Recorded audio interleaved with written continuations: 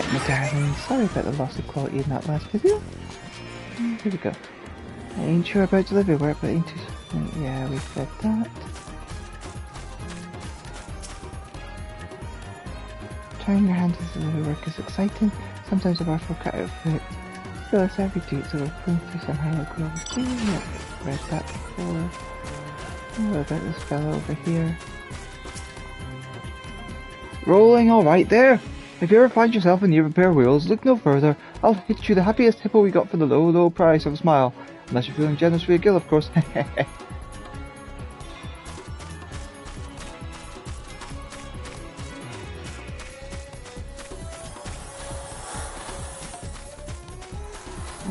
here is the merchant over here. What can we get from the merchant just now?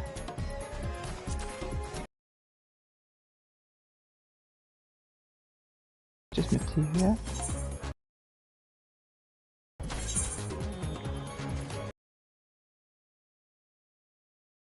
More of these.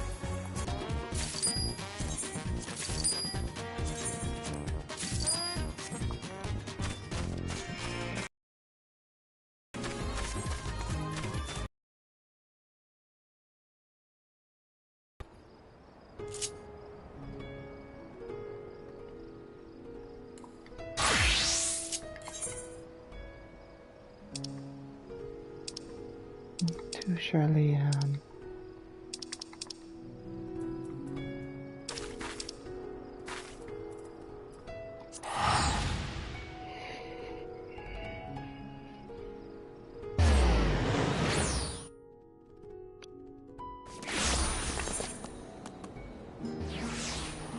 oh, there's a few quests around here.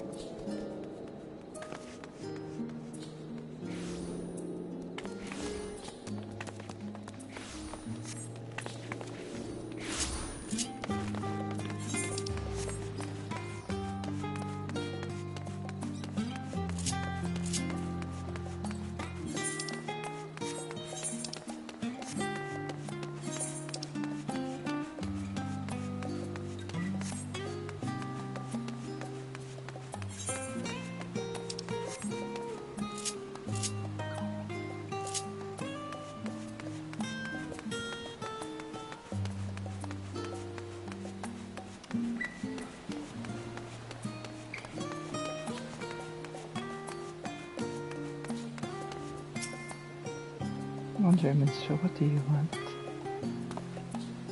Greetings, my friend. If you have tale to share, this minstrel is all ears.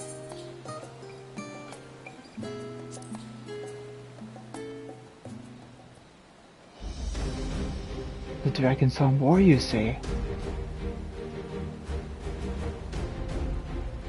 Quite some time has passed since that conflict drew to a close.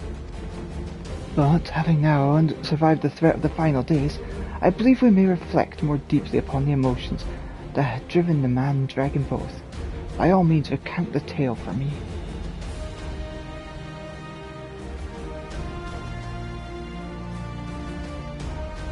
I see.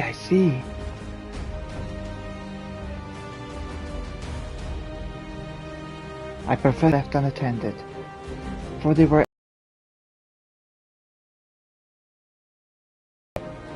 Tell me, my friend, have you ever dwelled on that dark moment, dwelled on what may have come to pass years instead? 'Tis said that there are no ifs in his... Man is wont to cast his mind towards the path not walked. In acknowledgement of this, I would sing of alternative eventualities.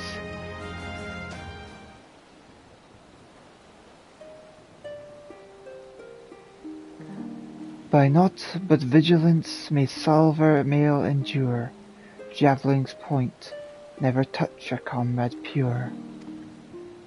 Looking back upon the paths we failed to take, and prepare for the trials that lie in wait.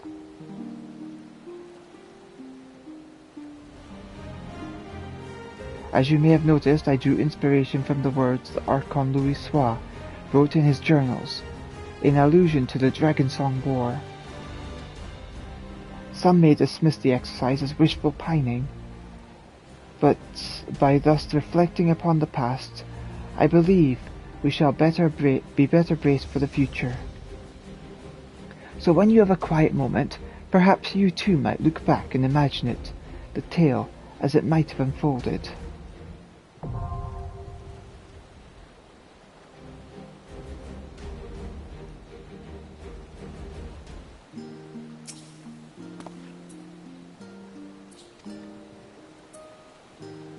Nothing for now.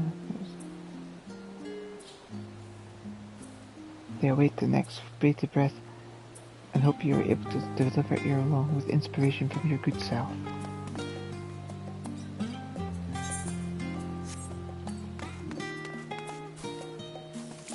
Oh yeah, it would be a crafting when I was beautiful. Yes, there we go.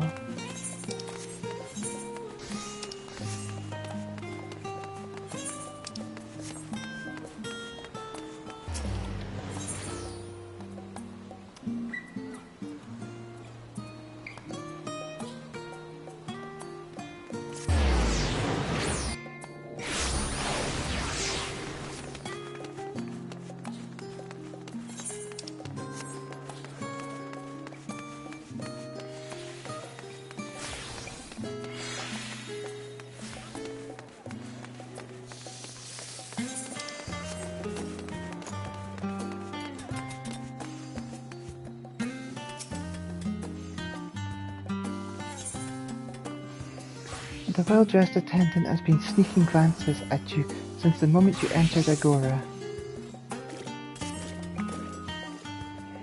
You are, pray forgive my directness, but you are none other than Madame Draconia, are you not?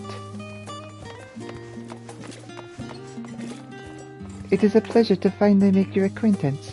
I am Merlet, a humble servant of House Levier. I have heard that you are an exemplary artisan. Is this true? If so, I should hope that you be intrigued by a proposal from my employer. You see, Lady Emeralcence has been focused on a rather important social welfare endeavour of late, and seeks the aid of an artisan possessed of talent, commensurate to the task at hand. That glint in your eye tells me you wish to know more, so I invite you to speak with her in person. As fortune would have it, she is available at this very moment. You needn't say another word. I shall arrange a seat for you under the House Levier reservation. Pray make your way to the last stand at your earliest convenience, and await Lady Ameliance's arrival.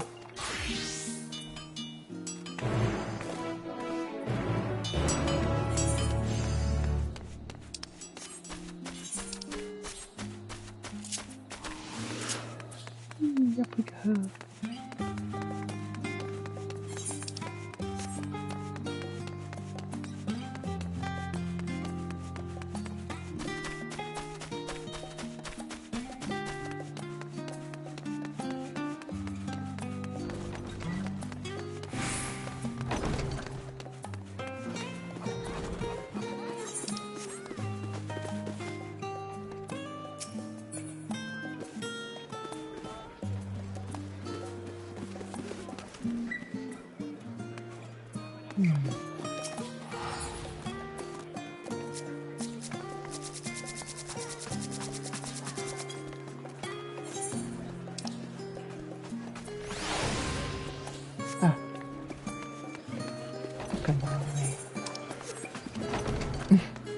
I assumed it would be up here.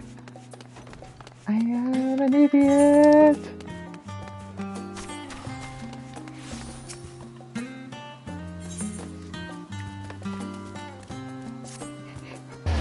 I did not listen.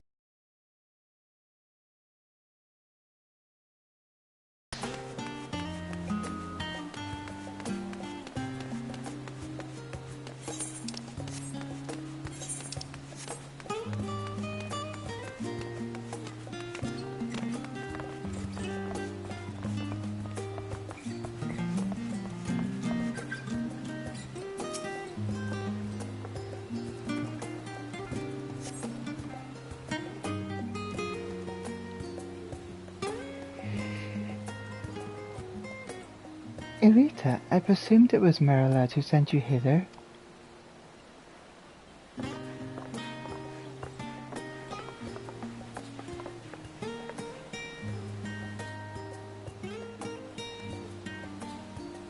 Lured by the prospect of fresh endeavours, no doubt.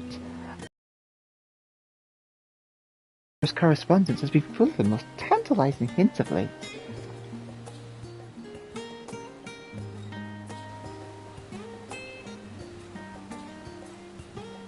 Surprise, surprise. What?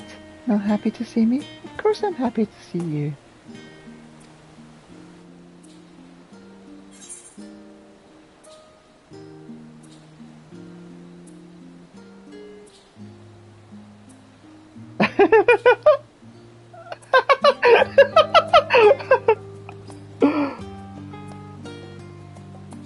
Oh, why don't I have a nice friendly choice?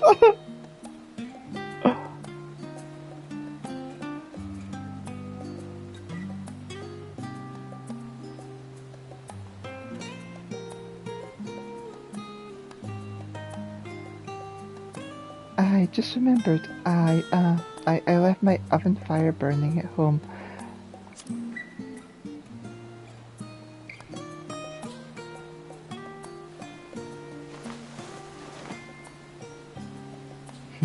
Relax, this ain't my venture. I'm here at Flamin's invitation.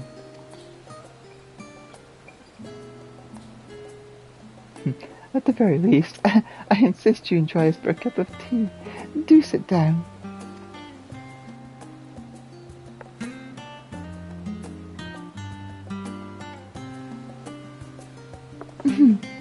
Wonderful.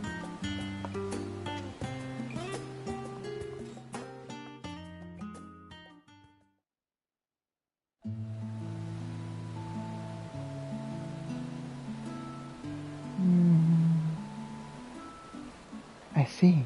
So the studium is to begin foreign students, is it? Yes, as you know, Charlene is interfering in the affairs of other nations, bound by a single-minded focus to secure the safety of the peoples of the star. Final days averted, the need for such drastic measures has dissipated. It took awfully long time and near end of the world, but the winds of change have begun to blow, become an open nation. That said, not all students can afford the costs incurred by studying abroad, let alone the steep price of the studium's tuition. I can scarcely imagine how those from nations who suffered the worst of the final days might attempt such a feat. To ease the financial burden, I plan to offer all necessary school supplies free of charge. Furthermore, I have already begun talks with a number of Charlean families to propose an academic homestead program. My, what lovely initiative! A good old-fashioned cultural exchange is sure to be mutually enlightening experience for many Charleans who have remained cooped up with their dusty old tomes. Such is my hope. Alas, you will recall that a great deal of the Levier fortune was poured into outfitting the Ragnarok, yes?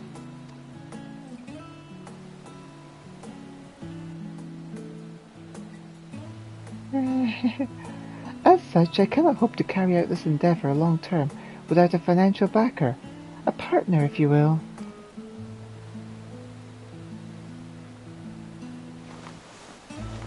I'm all for noble causes, but you can't possibly be suggesting we provide everything for free. Oh, but of course I am. Were I to require students to repay the sum of their tuition after graduating, a sum few could afford, it would be no different from a loan after all. I see. Oh, I wish I could help, but with no prospect of income, I must respectfully decline your offer. It's not my intent to be rude, but I run a business, not a charity. I completely understand. Recently I find myself reminiscing over the time I spent in the Dravanian hinterlands. Fortunately, the children and myself were also happy living in the Emporium. Idle though it may be now, the town was once tremendously effervescent, filled to the brim with inquiring souls who travelled from every corner of Eorzea in the pursuit of knowledge. Of course, it was not solely prospective students and researchers who journeyed there. Far from it. As a hub for seekers of knowledge, no small few merchants made a living by procuring research supplies. In turn, they had immediate access to a reservoir of cutting-edge inventions. Come to think of it, I dare say my contact at East Aldena Trading Company would be intrigued to hear of similar possibilities arising from our program. It was so very kind of Tataru to introduce us. The East Aldena Trading Company.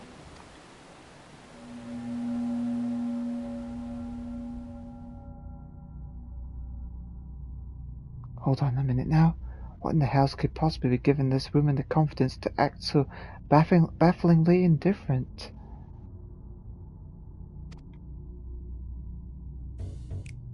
Her husband's supposed to be a bigwig in that farm of theirs, isn't he?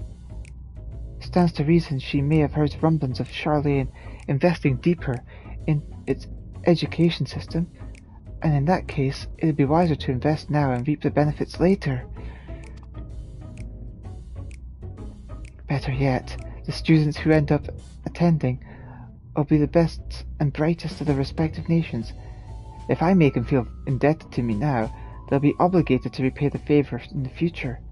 Once they've become powerful, distinguished members of society, of course. You scheming little!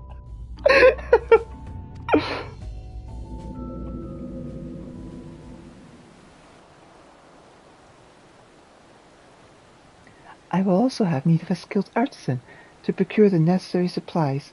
No doubt the demand is sure to be immense.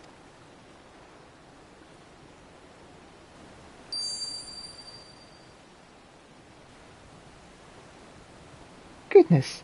Just look at me prattle on when you've no interest in the matter. I really must be getting on home. Countless preparations need to be made ere my distinguished guest arrives.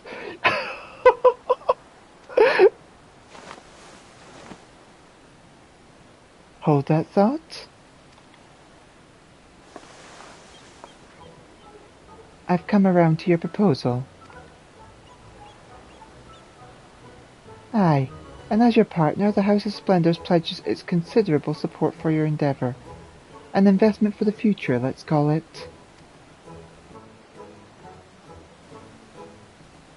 That is, on one condition. Elita must be the sole supplier.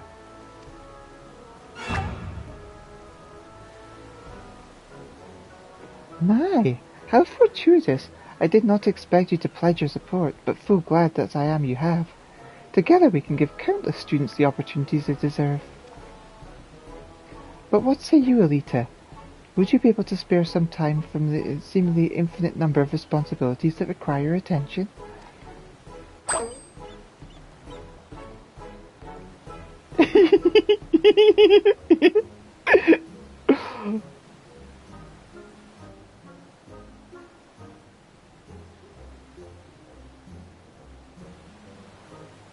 Wonderful!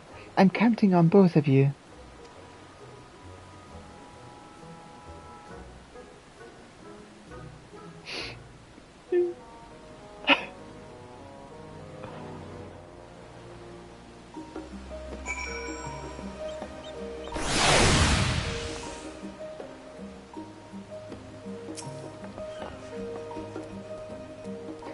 Flamine and Marina have already left, if you're wondering.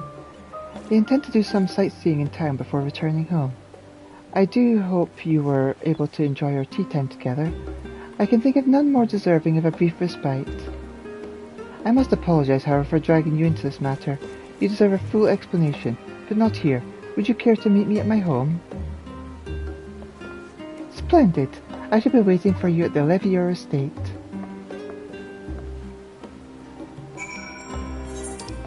Oh my goodness! Cheeky little.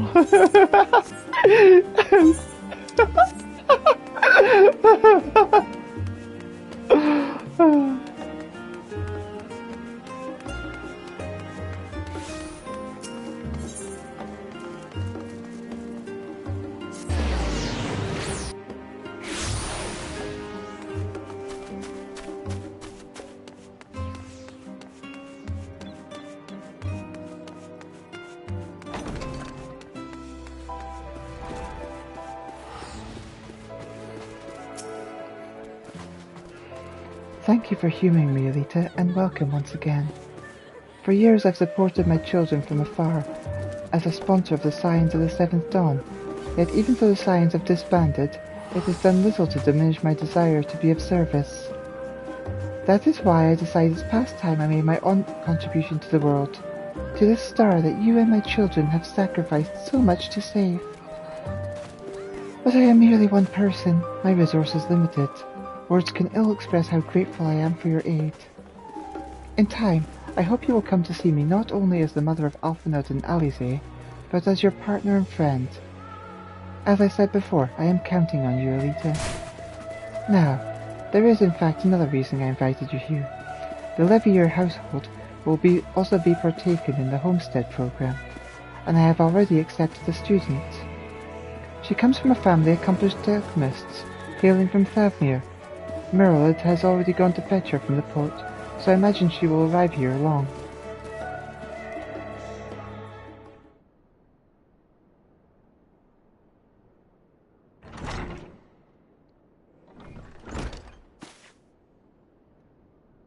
Lady Amelis, I pray I did not keep you waiting over long. Miss Milladine has arrived.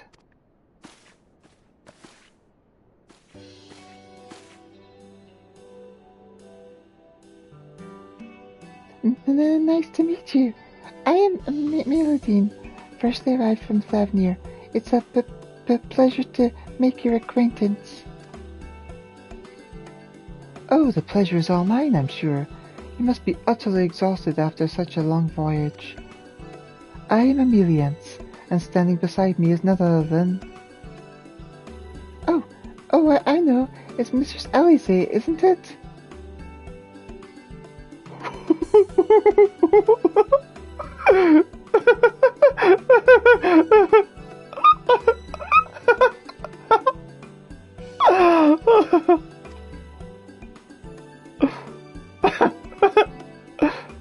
I'm afraid not, my dear.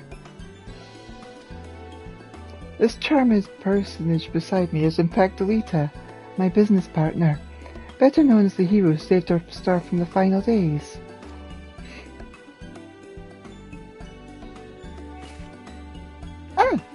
I'm so sorry. It was rude of me to presume. I've heard so much more of your many heroic deeds in Thavnir, but I've never had a face to put to the name.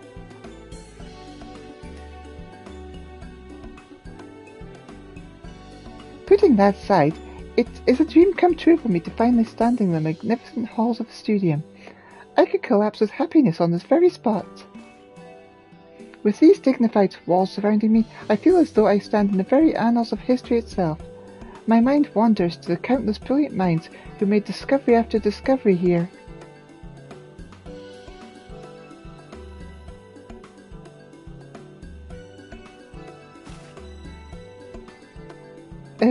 Miss Milladine, I'm afraid it is not the Studium but the Levier estate in which you stand. This residence shall be your lodgings for the duration of your stay. It may take some getting used to, but it is my wish that you come to feel at home here.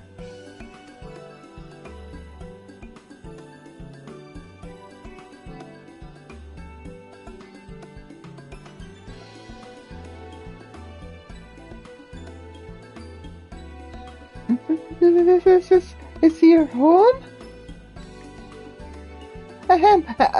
Though I have much to learn, and the thought of your present impression fills me with dread, I hope that we can get along.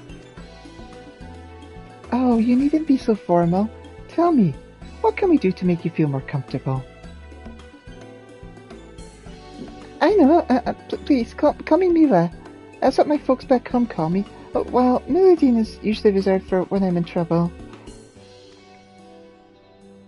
Pray forgive me, but I'm afraid I must continue to observe formalities, Miss Milladine. If it please you, I shall escort you to your room.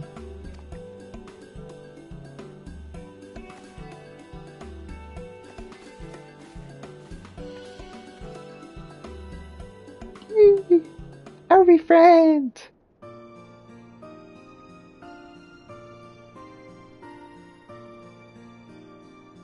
A number of other families will also be opening up their homes to students from abroad in the coming days. I must set a good example as the first host mother, for if all goes to plan, we can expand the program to include even more students. Let us waste no time. There's plenty of work to be done. Classes at the studio will begin once students have had time to settle in. I would like to use this period to procure all of the necessities needed for their matriculation. You may find any materials you need by speaking with Sinov, the apothecary in Agora. Let us give the students the welcome they deserve.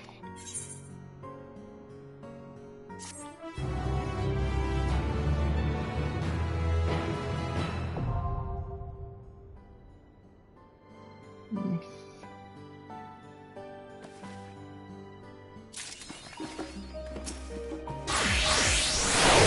Greetings, Elita. Have you come with a delivery date, or did you perhaps care for a spot of tea?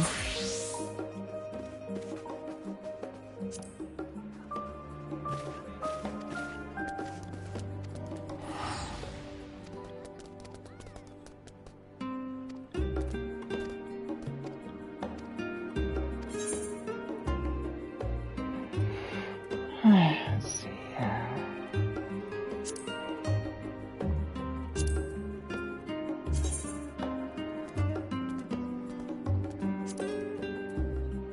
So I need ether, the core components.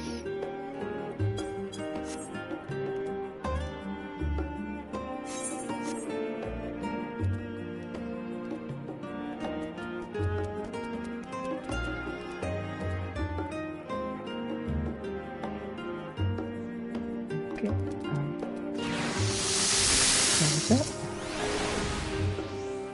Madam Draconia, my apologies. If I came off a tad forceful earlier, it was simply imperative that you meet with Lady Amelis. I understand you were kind enough to accept her request, and for that you have my gratitude.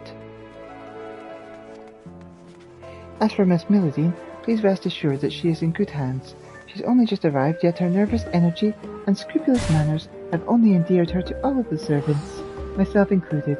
I don't believe I'm alone in thinking the manner feels different with her already.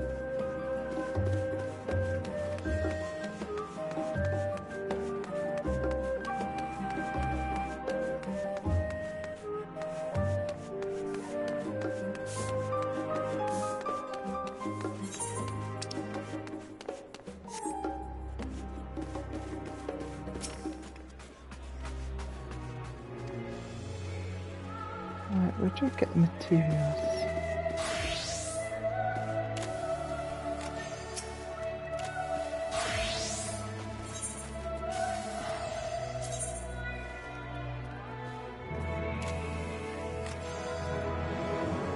Acquire materials. Sinov in the Agora.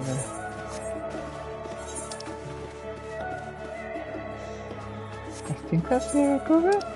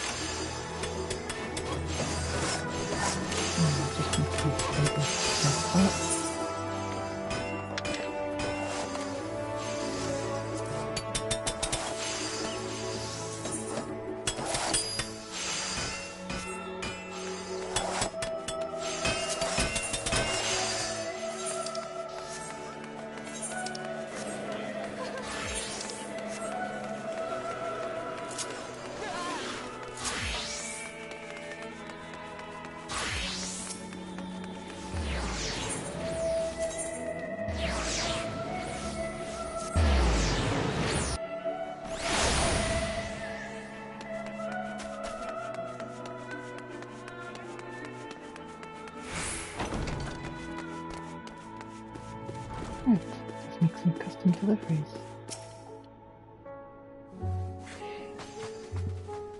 Greetings, Elita. Have you come with a delivery today, or did you perhaps care for a spot of tea?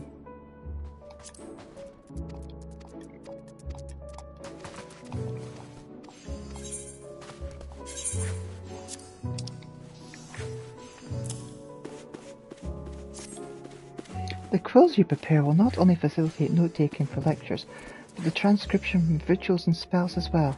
Pardon me while I take a closer look. The greater the ethereal conductivity of the instrument, the more conductive it will be to studies, you understand. I am at a loss for words. This is simply outstanding. Should students grow accustomed to such immaculate craftsmanship, I fear nothing less will ever satisfy them again. I shall take great pains to explain the unique circumstance in which this has been commissioned.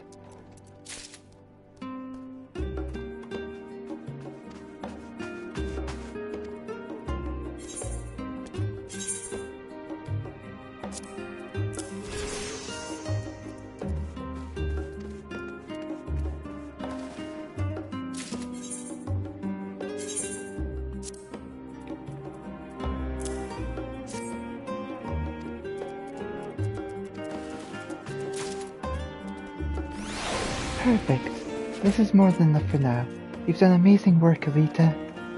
It occurs to me that for all your prowess in battle, often and lazy, appear wholly unaware of your remarkable skills as an artisan.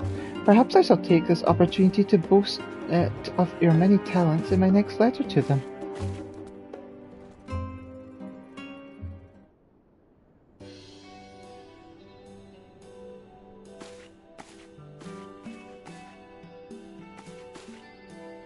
I've returned from the studium, Lady Amelise.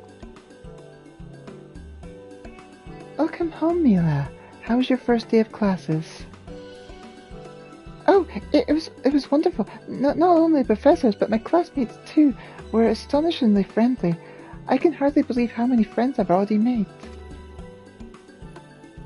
That is reassuring to hear, and I must say you wear the uniform quite well. Goodness, you're making me blush. Thank you, Lady Amelie, not just for the compliment, but for everything. Once I've learned to wield spells for my studies here, I can return home triumphant, having proved my mother wrong. Would you care to elaborate? Ah, yes, of course. For generations, those in my family have traditionally become alchemists, each of us pouring our hearts and souls into the creation of medicine. The final days, however, changed everything. I saw firsthand that there were countless lives not even the most advanced medicine can save. I came to the decision that I must learn to wield magic, even if it meant travelling as far as Charlayan. Against my mother's wishes, but at my father's urging, I took my chances and made the journey here. You've been through an awful lot. Why, pray tell us, is your mother so opposed to your learning spellcraft? I cannot say for certain, but alchemy has long been a source of pride for my family.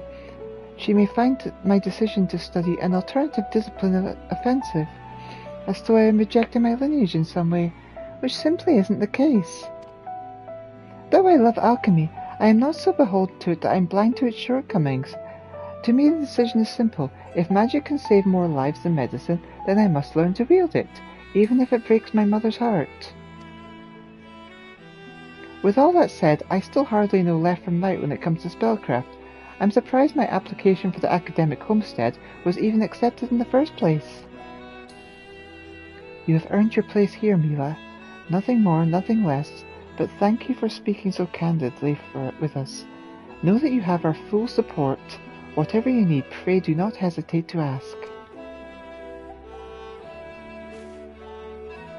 You are both too far kind. I have a lot of ground to make up, but I promise I won't let you down.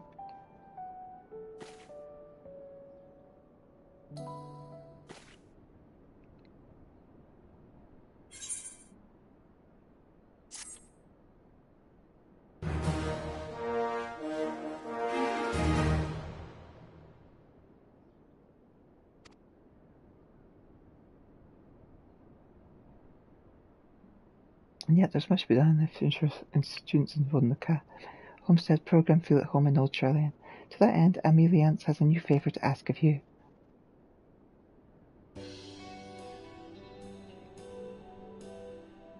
I've no doubt there are other students from abroad who, much like Mila, yet struggle with their spellcraft. As such, supplemental tools for their studies shall prove beneficial. Toads and magical foci most of all. The better the quality, the more quickly they shall be able to master the basics. I trust I can count on your assistance.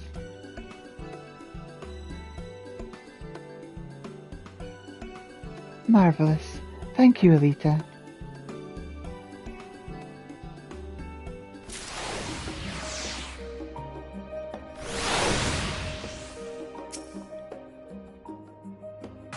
It is good to see you, Elita. I trust the procurement of various odds and ends for the Homestead program proceeds apace. I am ever so curious to see what wonders you will bring.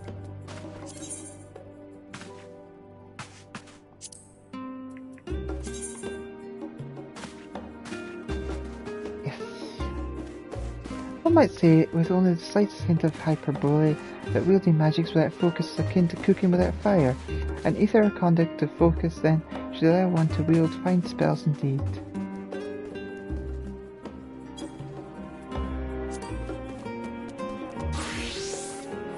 While undoubtedly excellent writing implement, the ether conductive properties of this quill cause one slight brush from its plumage to jolt, rather than tickle.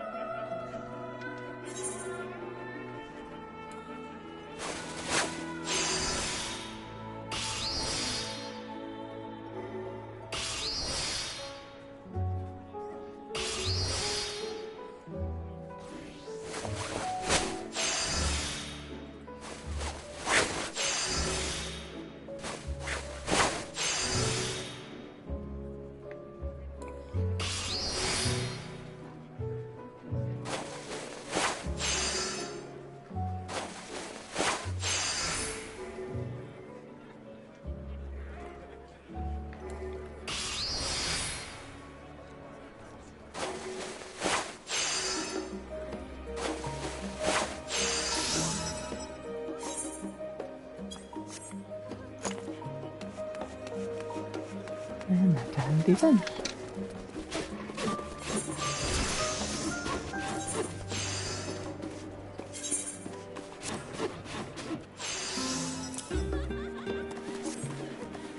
The magical arts require an appropriate focus through which one can hone one's skills, whether it is in a way of nulliths, a planisphere, arcane, or magical concoction.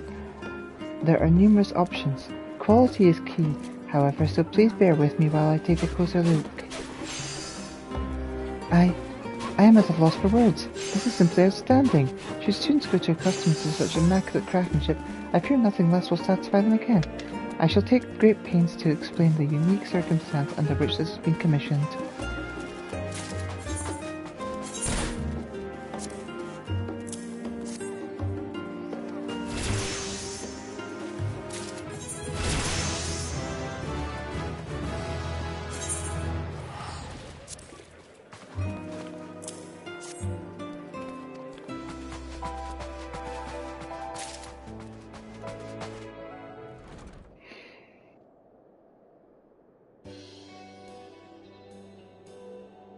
Thank you, Elita, not only for procuring supplies, but for believing in my vision.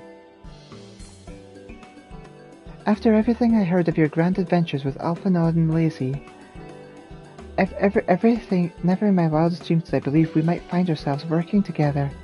But I could not have asked for a better partner.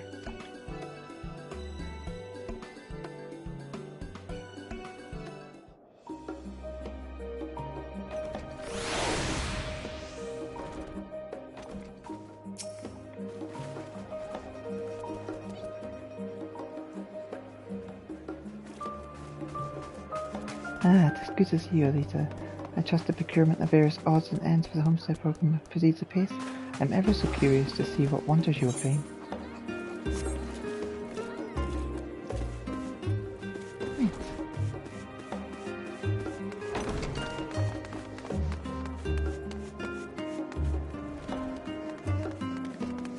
Snow! It's snowing!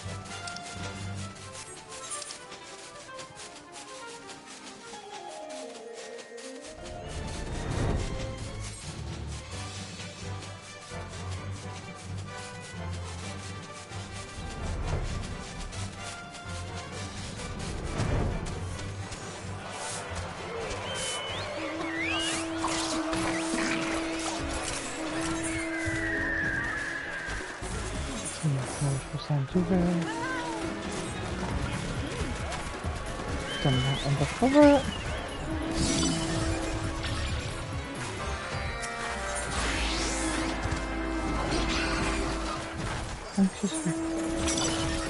Now there's a piece of consternation upon his noble brow.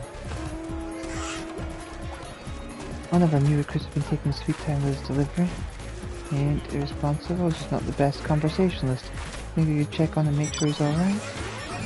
He's probably loitering nervously around the great work somewhere. Give him a nudge in the right direction if he ain't making progress.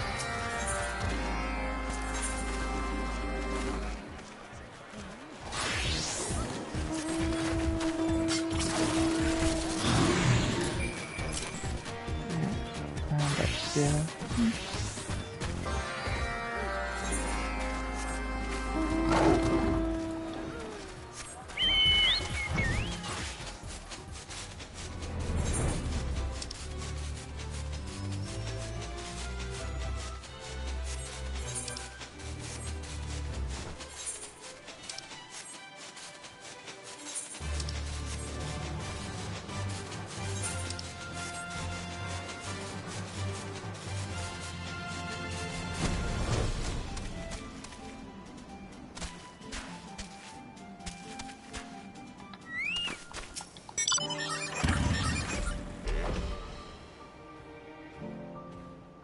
By the sisters, this man just snuck up on me and started shouting. What does he want? I'm terrified to ask.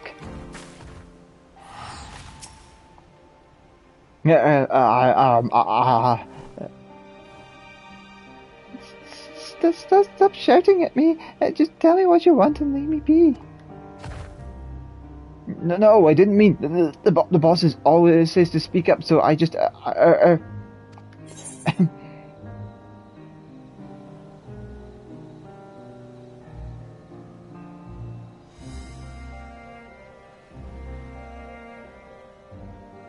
Pause, now take a deep breath. Deep breath. Deep breath. Okay, that feels better. I think I can make it from here, miss. Thanks for your help, and tell Maru that I'll be back soon.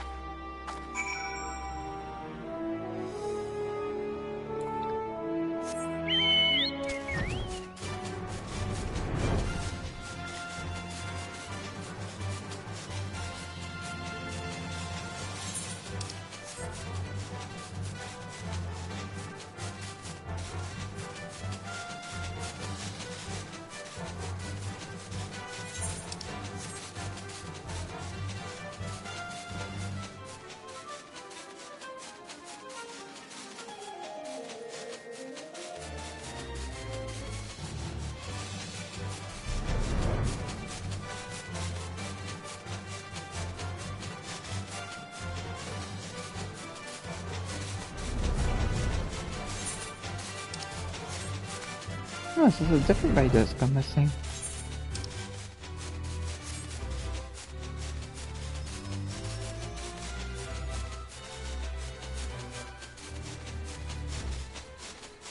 Oh no, it's the same one.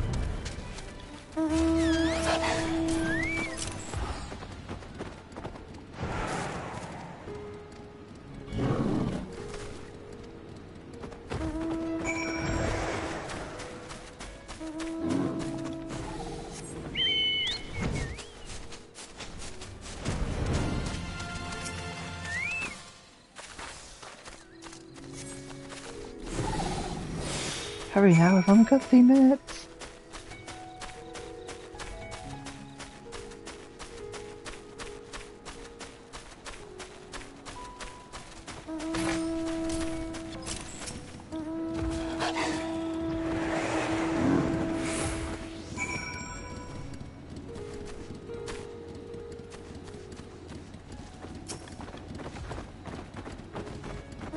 Still got to check that and cook my roll.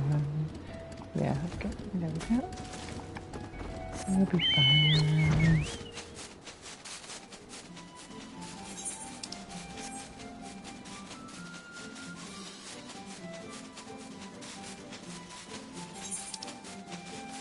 Time to grab some flowers. I feel disappointed there's not like a mini game where you climb up and down the cliff. That would have been so fun.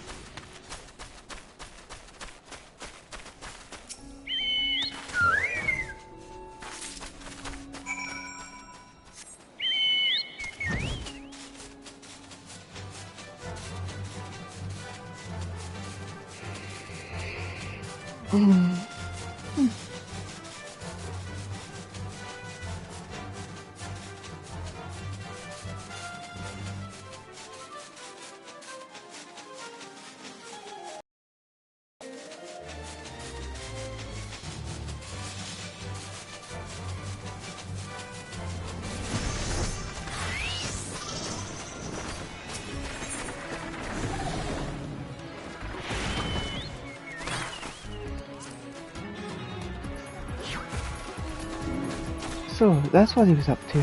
Thanks for steering him true. His nerves can really get the better of him, but he's been downright stubborn about helping out with deliveries. We'll keep him running errands close to home, but I hope you won't be averse to him helping out again. Should he need it, I know it'd mean the world to him.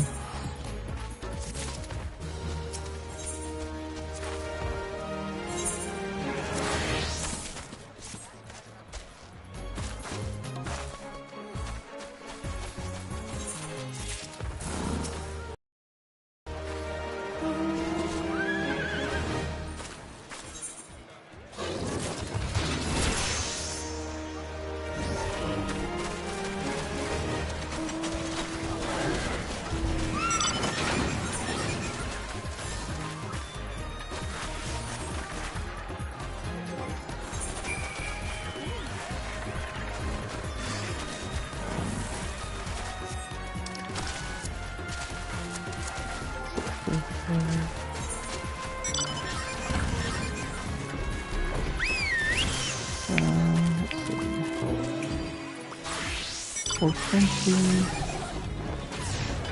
420, 480, 480.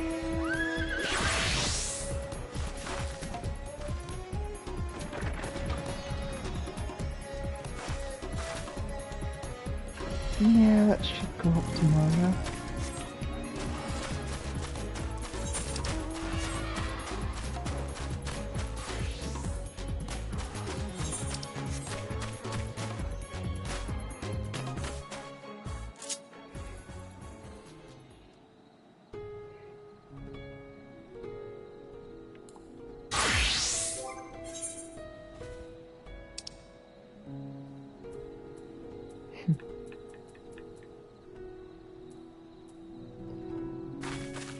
And I got my Draconia Ninja up to 90 because of the Beast Tribe quests. Next up is Bard.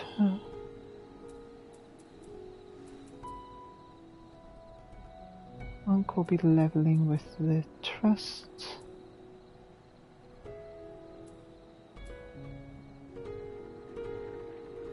I think my jobs are pretty much just going to be maximizing soon.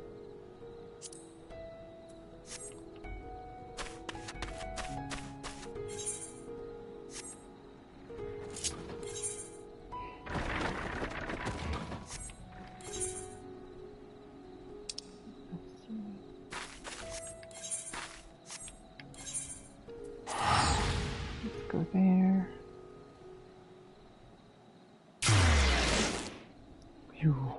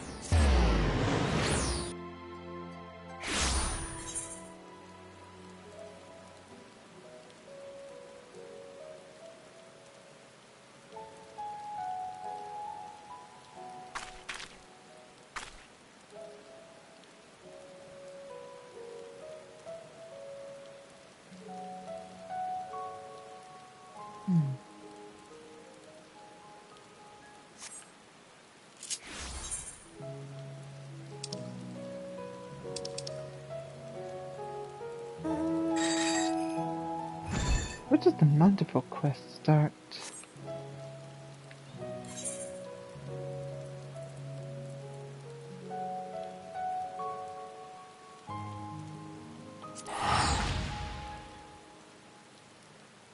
Maybe one of these quests back here.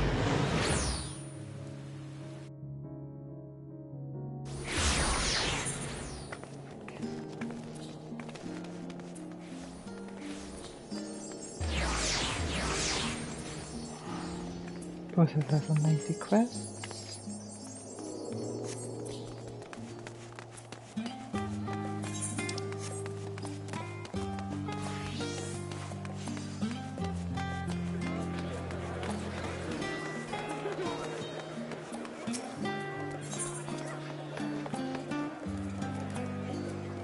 Mendita seems inordinately eager to speak with you.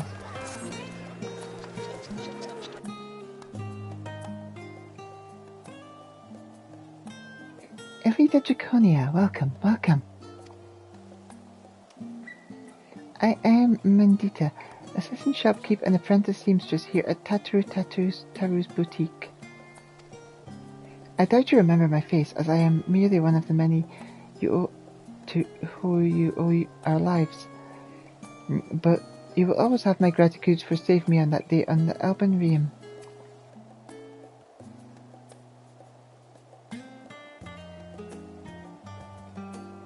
You are too kind, and while I hate to ask aught more of you, please say that you're here to assist in Mistress Tataru's new endeavour.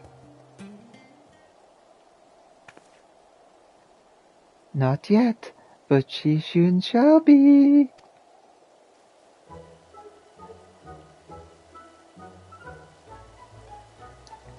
Whatever will we do without your pension for turning up precisely when you're needed, eh? Oh, that's great. Now, to make the long story of our solvency short, we've secured those resources to produce the new designs I developed in cooperation with the guilds near and far, and in sufficient quantity to meet rising demand.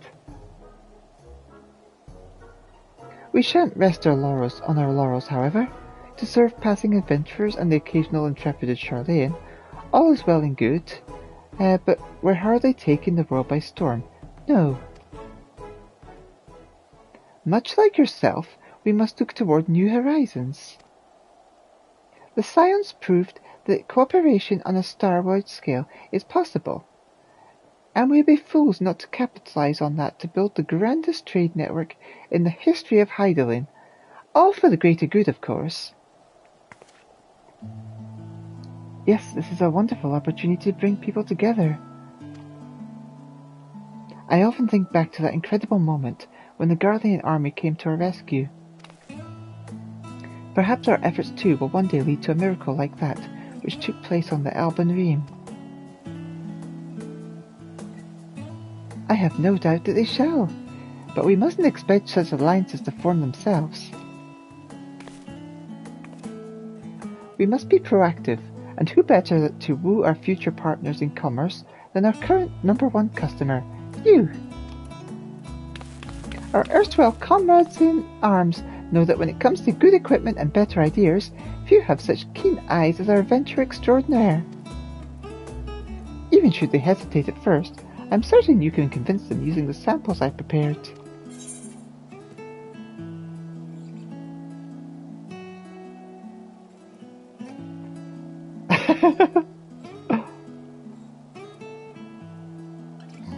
Etherite expenses.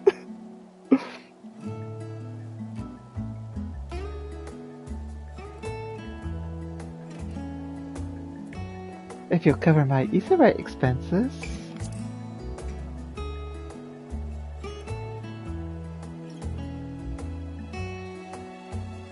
But of course, with your assistance, we'll both have coin and goodwill flowing in no time. Everything is falling into place. Where shall we send Elita first? Don't you worry, I have it all planned out. First, Limsa Laminsa.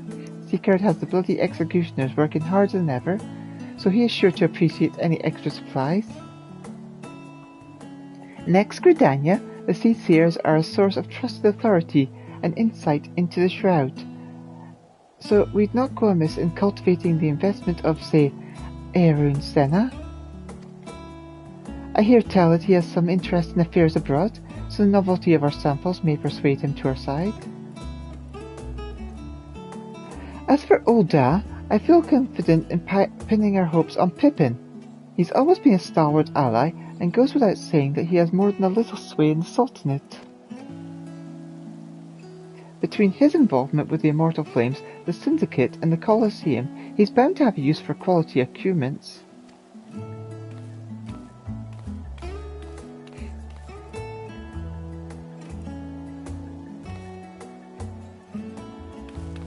With that out of the way, Mendita, would you do the honors?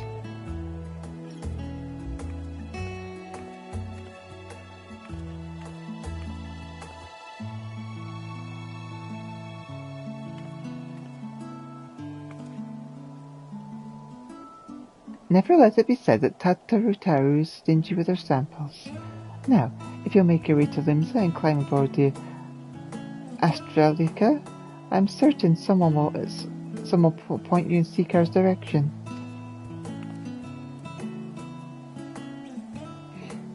I have my own avenues of inquiry to attend to, but I'll check in periodically to see how your journey's coming along. Let's get to it.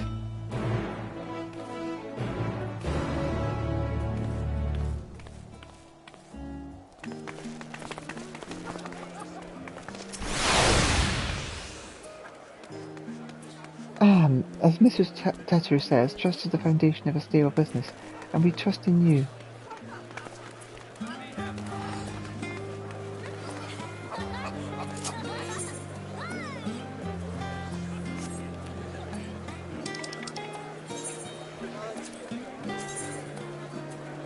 Linda!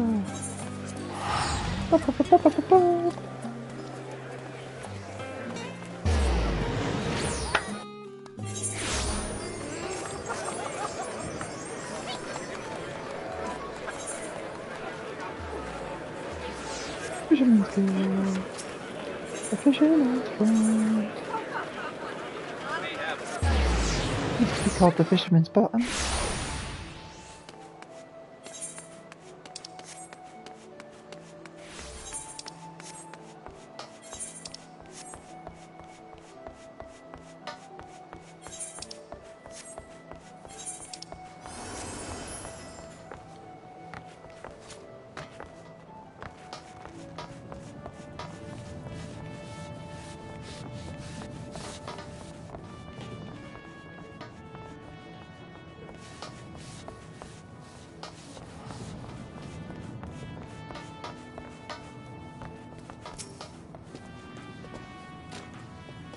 I recognise you.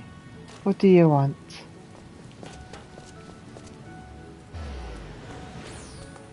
As long as it's not about another bloody apocalypse, I don't see why not. Wait here.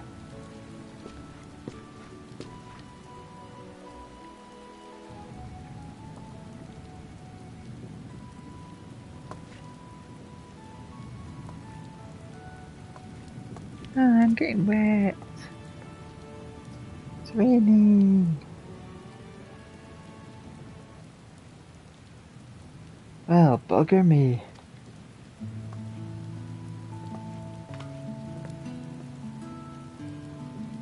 Thought we'd seen the last of you for a while. What brings you aboard?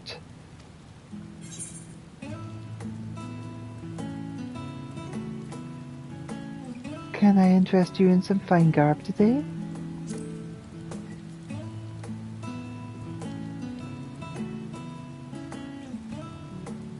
Heh, your sales pitch needs some work, but I see what you're getting at. We're already travelling halfway across the world every half moon. May as well earn a little extra for our trouble, eh?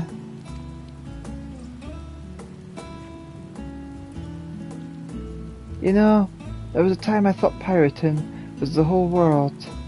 That being the best of them meant something. Going to Ilsabar made me see how small my world was, compared to the real one. Standing next to the star's finest, I started to wonder what I had to brag about. Then the bloody executioners went and did me proud by bringing in a bigger goddamn haul of adamantite than anyone else in the realm. Between that and the new metalworks we got going with the kobolds and the Sahagin looking to export their own wares, it seemed like the right time for the executioners to change our sails, so to speak. Which is all to say that if you got wares for promoting, I'd be happy to show them off across the realm and beyond.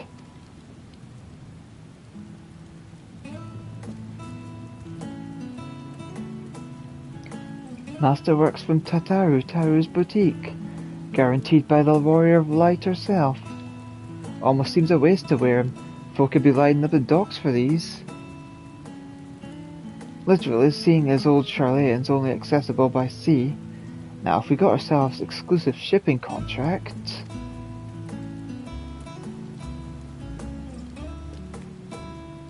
Aye! I see the course clear as day. Now we just need a manual and on board. He's right useless when there's work to be done, but talk's another matter. And he still owes me one for keeping his sorry arse out of trouble. So I'll have him put me in touch with a few savvy salesman types on the continent.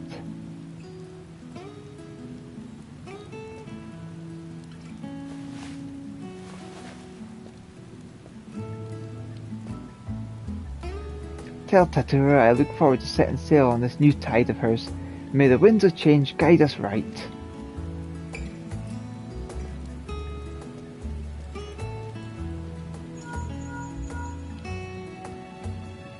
Elita, it's me. How goes our little venture thus far? Oh, Seekard's eyeing the shipping routes, is he? All according to plan. But our work has only just begun. I'll keep after my own contacts while you work on Arun. I hear he's not often in the city, but I don't doubt that Mother Minoon can sift him out.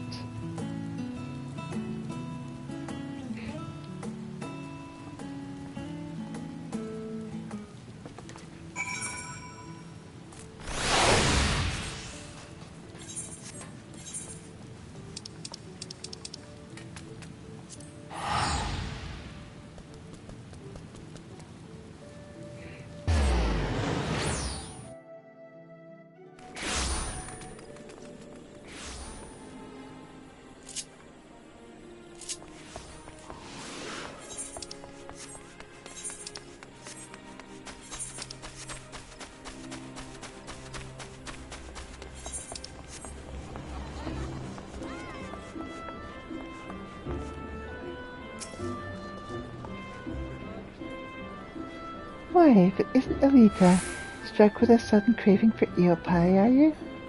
Or was it information you fancy?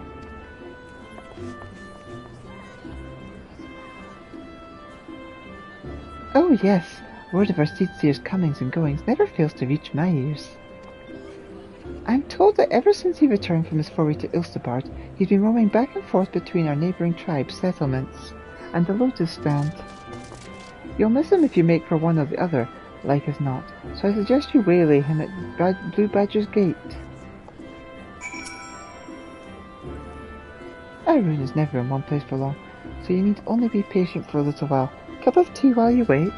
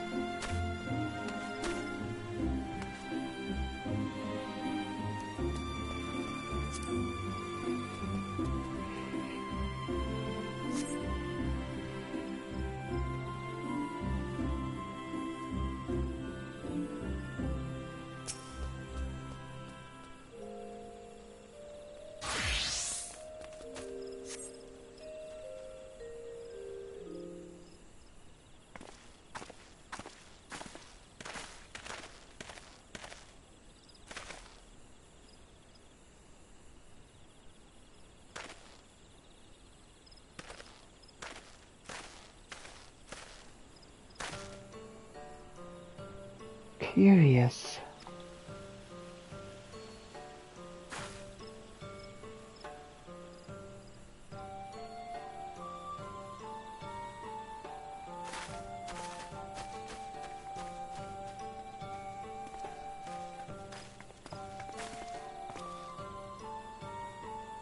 Might I ask why you're loitering at the gates, Elita? and with such an enormous sack.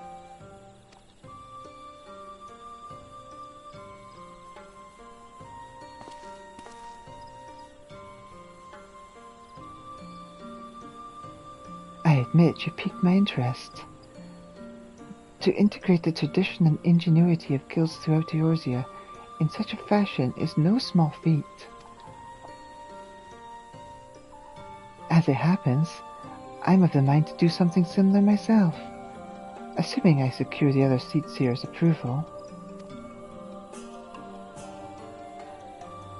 You are doubtless aware that historically, Draconia has placed the peace of the Twelvewood and our covenant with the elementals above all else, often to the detriment of our relationship with other peoples. Yet, much as we are one with the Shroud, we are also part of the Star Entire. Are we not also part of the Star Entire? Our ventures in Garlemald may plain the strength of a world united. This attire you carry demonstrates much the same truth.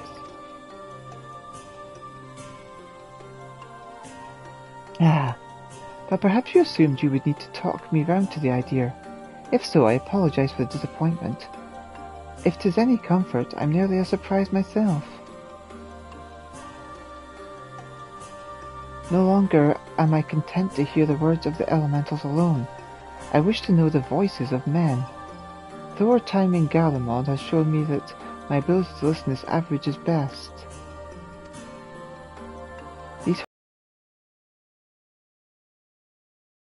They inspire neither fear nor awe. I have been mistaken several times for Azalea, and may as well be one for the difference my status as Seedseer makes to those who want for succor.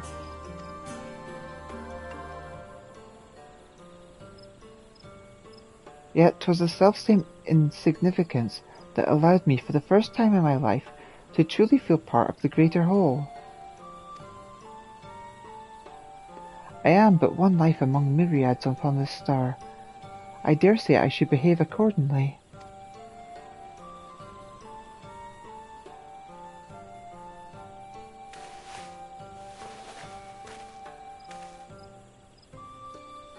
With luck, my elder sister shall agree. Tell Mistress Tataru that her gift is accepted with gratitude, and she ought to hear from us soon.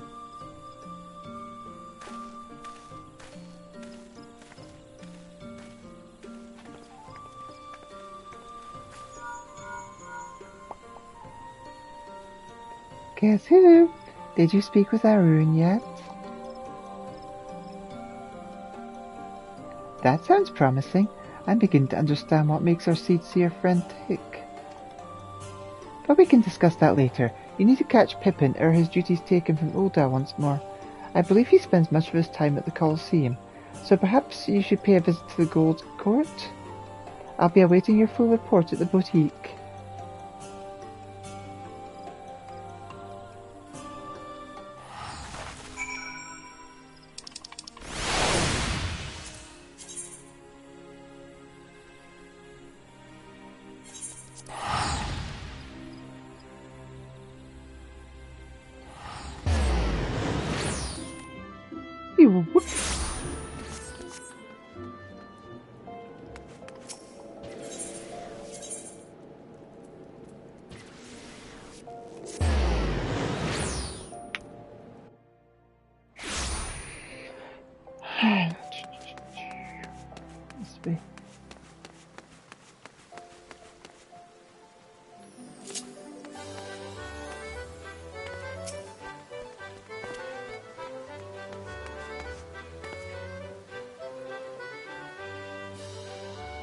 I see. Marshal Terrapone is currently engaged in a meeting, but I shall tell him that Captain Draconia awaits his convenience.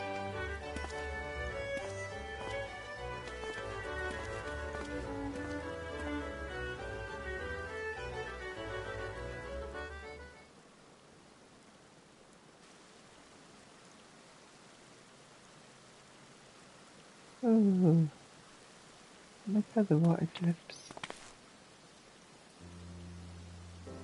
My apologies for keeping you waiting. I did not expect you here this morning.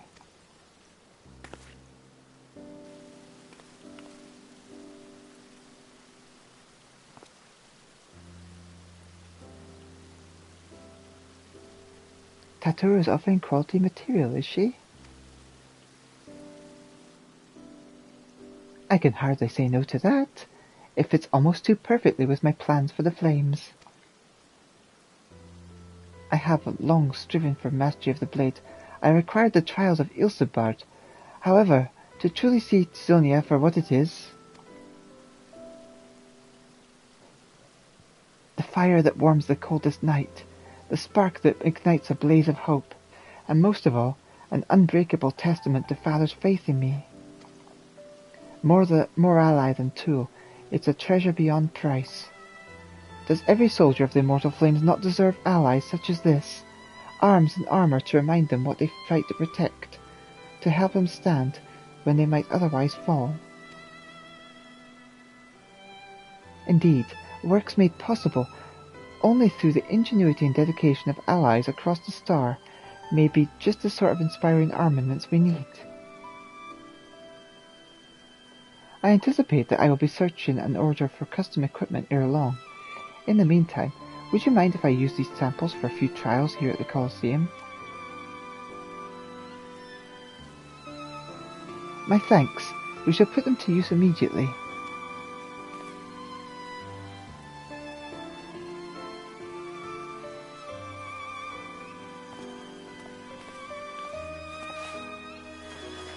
As a child of Ul'dah, however, naught strikes fear into my heart like the prospect of receiving valuable goods for free. I must insist you accept something in return.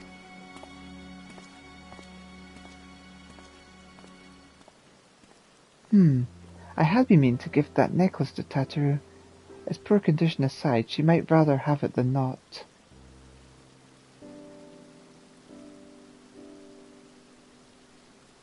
I have spoken with Tataru at some length about our pasts, you understand.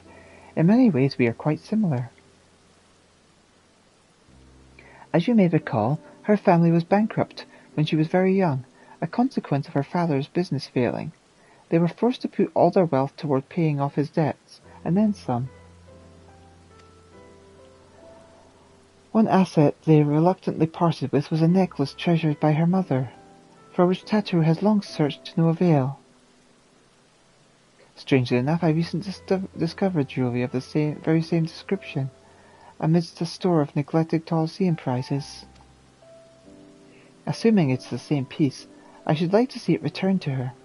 It is significantly worse off having changed hands, though, and the only the sapphire centerpiece remains unlost and undamaged. She may appreciate the sentiment nevertheless, but it's difficult to say. What do you think?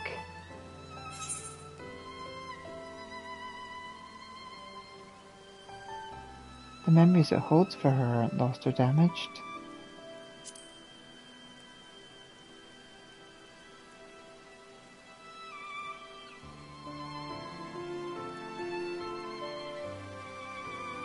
True enough, though if it's to be a gift, I would prefer to at least clean it up a bit. In that case, I had considered asking the Goldsmith Guild, but if you ought to be able to turn the necklace into a piece that Tataru wear, if not precisely what she remembers, I imagine you have the opportunity to pick up gems and other suitable materials on your travels. From there, it's merely a matter of unifying the pieces. Are you willing?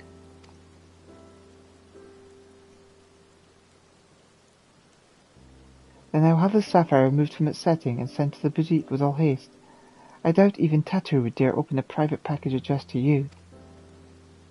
Best of luck in finding matching materials, and in your mercantile efforts, of course. May the traders guide you fortune fair.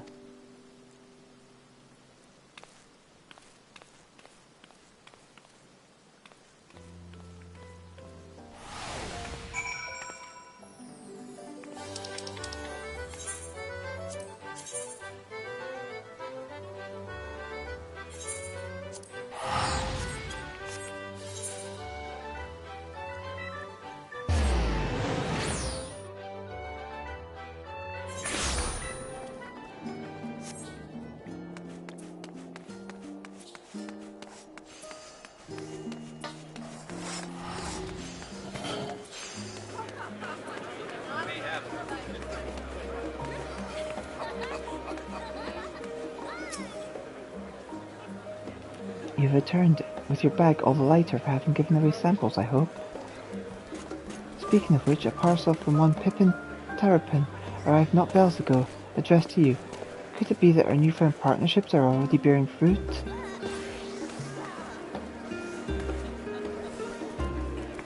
Her mother's necklace. Why, that's a wonderful idea. Please allow me to assist. I swear I won't breathe a word of this to Mistress Tatteru.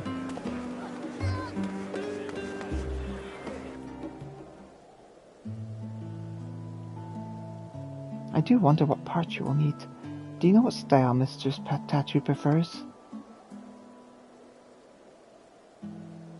If this necklace is to be a keepsake, why not focus on that? Apologies. I could not help it over here.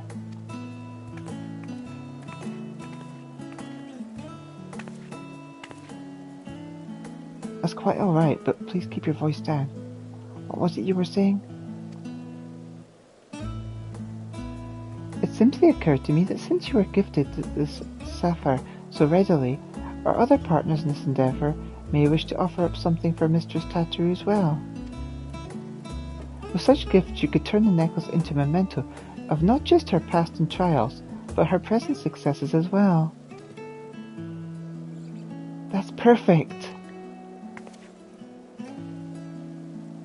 If our plans for the boutique proceed apace, we should soon have more than enough tokens from friends across the sea. What do you think, Elita?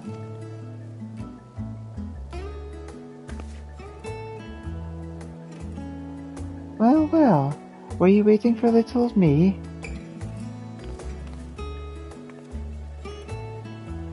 Mr. Tatteru, we were, just discussing the successful delivery of the samples, yes. Good to hear. How fares dear Pippin?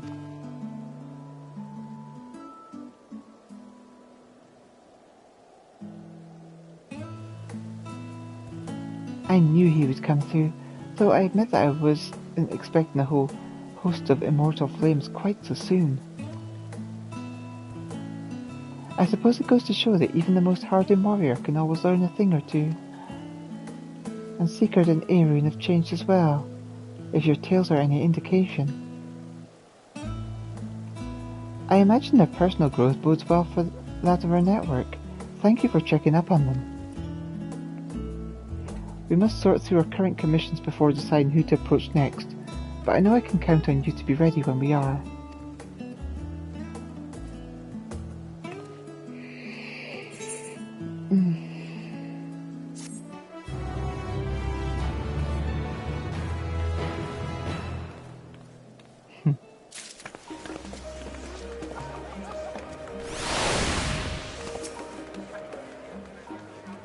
Scions had the help of many souls in gathering refined adamantite. Did you not? Even those who were not just part of the Ilsevard contingent. Perhaps there's an opportunity there. I will speak to Mistress Tatteru post-haste.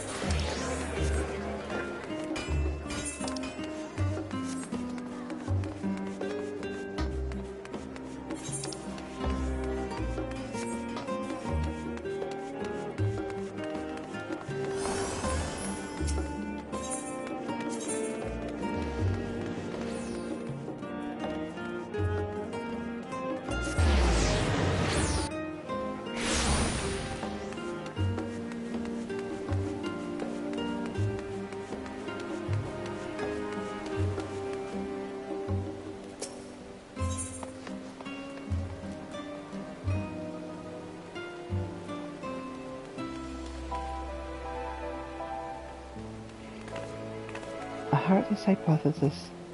The bespectacled technician is enjoying a refreshing harbour breeze.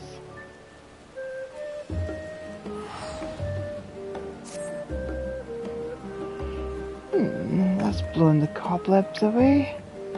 Time to return to work. Goodness me, look who it is. How incredibly serendipitous that I would meet run into you of all people. I was part of the team which designed the Ragnarok, you see, and we've recently begun the process of combing through the vessel's flight log data. The primary objective of your journey to Ultima Thule was to save our star and countless others, of course, but it also provides us with an invaluable trove of information. Records of places and events we could only dream of. Your safe return gave us much to be thankful for. As it so happens, one of the things we pulled from the log was a transmission of unknown origin. Something the ship must have intercepted during its flight. We believe it to be an audio message, but even our most talented linguists have been unable to decipher the language. For a while there, it seemed we must accept defeat, but today may be the day we finally solve the mystery. If you were so inclined, would you care to come along to Thamazun? It seems fitting to have one of Ragnarok's original passengers present to hear history being made.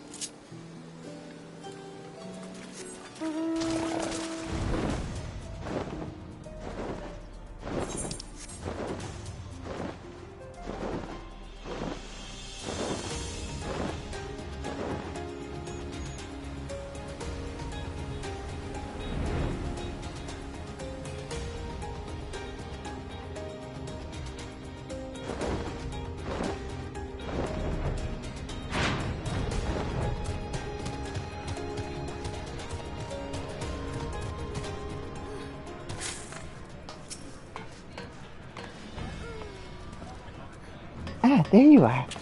This is where we're to meet engineers from Garland Ironworks, who I'm told potentially hold the key to unlocking our mystery transmission. It should be along at any moment.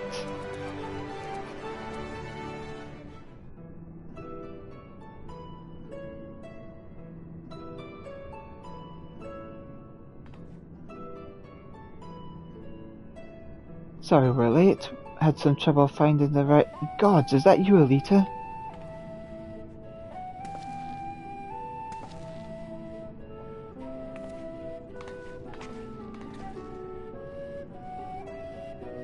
Yes, the woman herself. I ran into her at the harbour, and thought if anyone deserved to hear this message deciphered, it was Elita Draconia. No argument here, but bugger me if you don't have a knack for being in the right place at the right time. This actually has more to do with you than you might think, so please do stick around.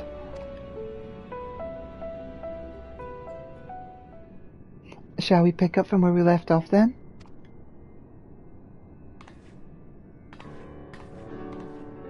As I was saying, I think this transmission, the Ragnarok intercepted, is a message of some kind, albeit in a language entirely alien to our ears. Alien being the operative word here. Concerning we received the message, out in the great expanse, its origin is like some distant star. Unfortunately, our list of off-world allies is presently rather short.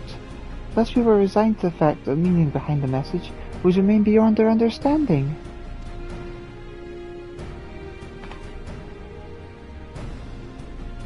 One of my colleagues, however, refused to give up. She remembered the Ironworks engineers who had been so helpful in the construction of Ragnarok and turned to them for insight into our seemingly impossible problem.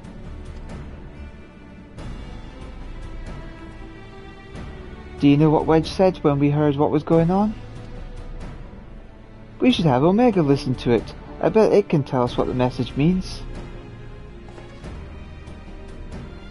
Not the Omega you beat in the Rift, of course. He's talking about the toy that trundles around with Alpha. The little model we made. We originally designed it to follow a chosen target and not much else. But I've seen it act in ways that, well, it's like it has a mind of its own. Then I got to thinking about those documents you sent the Chief, the full report on the final days. The part about Omega's civilization. It said their people discovered how to convert the mind into data and store it outside the body. Timing being what it was, I wonder if Omega didn't somehow transfer its consciousness into our model, right before you put an end to the real one.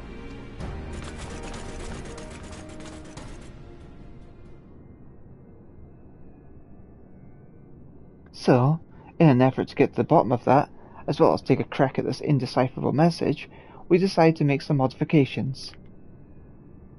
With help of Labyrinthus technicians, we upgraded our toy Omega with a fully functional vocalization module.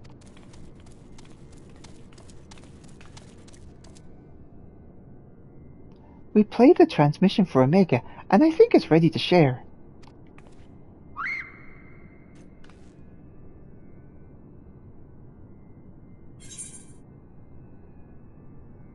Are you in there, Omega?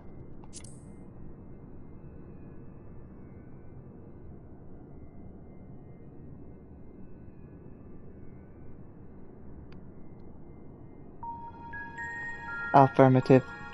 If by Omega you're referring to my consciousness rather than my former chassis existing inside this considerably smaller frame.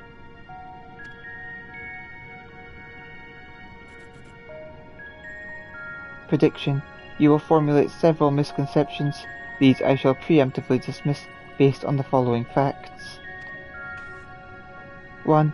Vocalization module aside, this chassis remains unmodified from the design construction by the engineers Biggs and Wedge. I evaluate its combat capabilities to be on par with a mortal infant. 2. The mechanism which allowed me to perform an emergency transfer of my consciousness was installed in my previous body.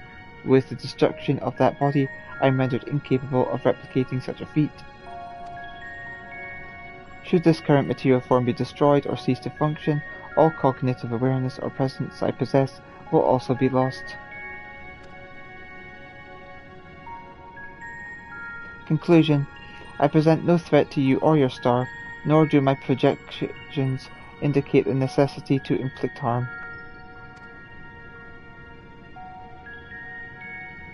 In the fraction of a moment before my annihilation in the rift, I re-examined my directives. If I am to fulfill my purpose as an evolving construct, then I must continue my journey for improvement as long as I exist. I must acquire this heart of yours, this strength of soul. Well, there you have it. And it's not wrong about its combat capabilities.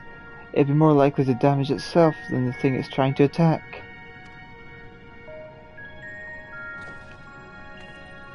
But let's not forget the reason we brought you here in the first place. What about the transmission they played for you? Could you recognize the language? Affirmative. It was transmitted in Pan-Galactic Basic. Pan-Galactic Basic? A common language in comparatively extensive usage throughout the world we have conquered. Which means you can finally tell us what the message said. It's a language you understand, yes? I understand it perfectly. I am fluent in over 6 million distinct dialectical codings. My cooperation in this matter, however, is conditional. Elaboration.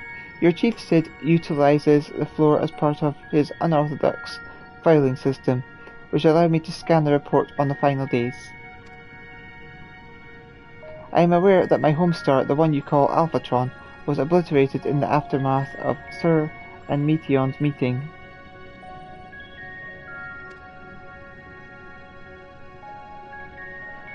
The existence of Dynamis has not previously factored into my projections, but I now comprehend the concept in theory. What fails to compute is why the Omicrons were not immune to its effects. Dynamis should have no influence on a race which possesses no heart. And yet Sir expressed to Meteon a desire to cease existing. Illogical.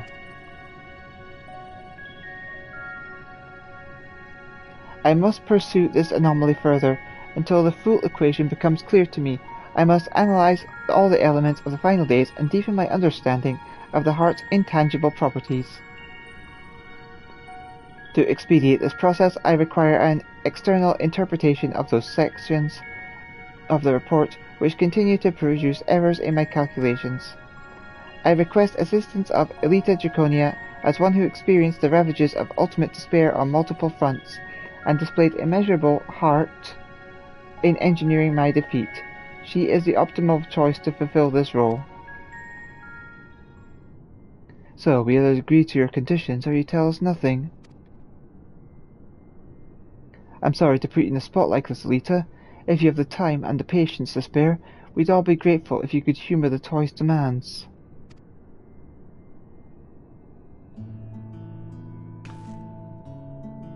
Has Alpha dozed off? I suppose the subject was a bit technical.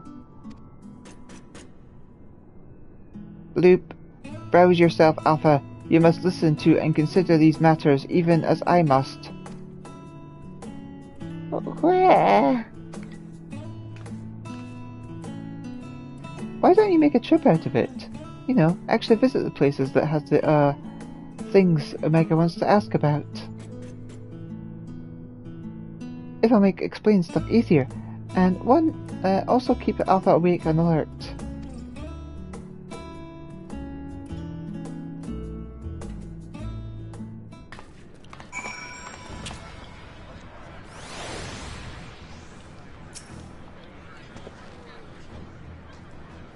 Omega has been an outright terror just in the past, but it's almost strange how little it frightens me now. It helps he's trapped inside that tiny model, of course, and it follows Alpha around like a puppy. But most of all, I remember the Chief telling me how it sounded like a lost child there at the end.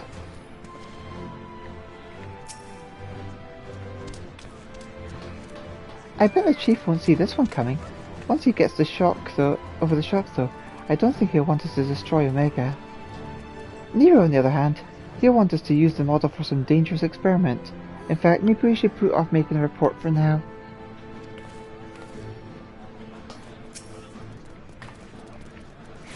What a remarkable development! Biggs and Wedge told me much of your encounter with Omega before we began, and now we have the Omicron's weapon talking. There are so many questions I am simply dying to ask. Back when we were first exploring our options, we did actually consider playing the transmission for the inhabitants of Ultima Thule. The problem is, we'll be dealing with beings recreated through Dynamis. Their communication is based on emotional energy, and anything lacking that vital component would likely fail to register. That rules out a recorded message, and so we focused on the resources we had at hand, never dreaming that the solution would fall into our lap.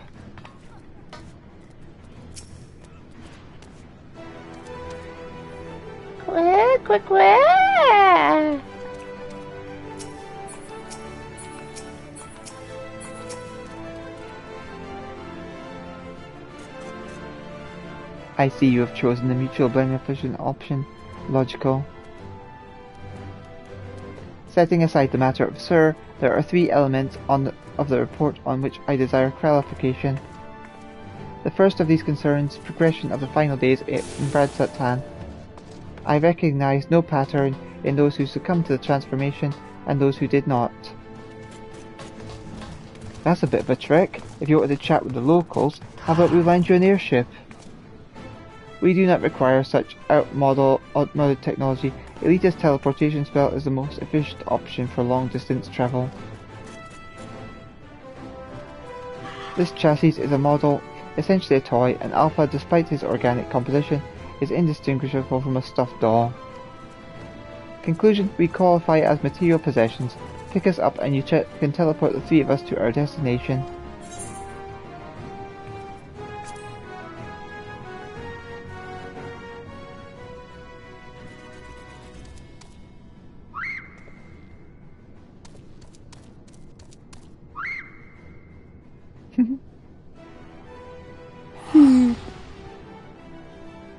Elita, pick them up.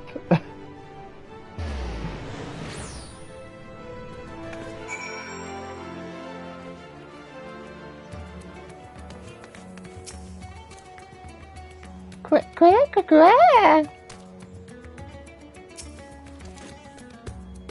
The sensors indicate we have arrived at Radzatsan. Objective, identify factors for resistance to involuntary transformation.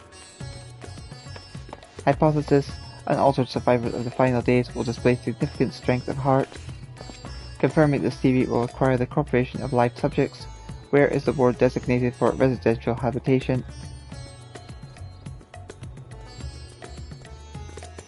Understood. Kamat set as our sub-destination. Please take the lead and select the subjects we are to interview.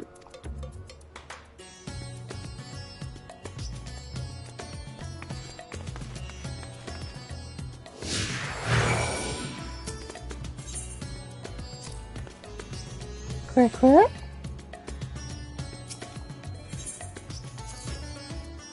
This body has no advanced navigational or geoscanning tech functionality. You must lead the way.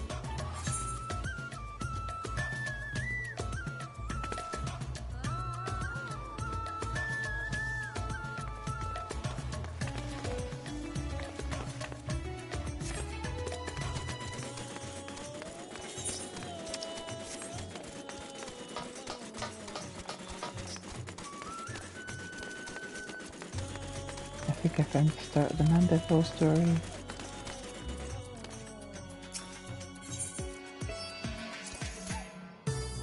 Quick. Alpha chirps enthusiastically, apparently unfazed by the prospect of climbing the stairs.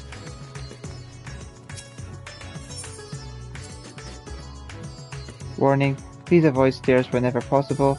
My projections indicate high risk probability for accidental slippage, leading to catastrophic structural damage. Stepped inclines also increase my energy consumption by 63%. In mortal terms, they tire me out. Taking into account the difference in individual limb length, the design is inherently flawed. A convenient step height for one is an exhausting trial for another. Were I to oversee the civic design of the settlement, I would construct a sloped conveyor belt which enabled automatic traversal. Zero proposal, energy expenditure.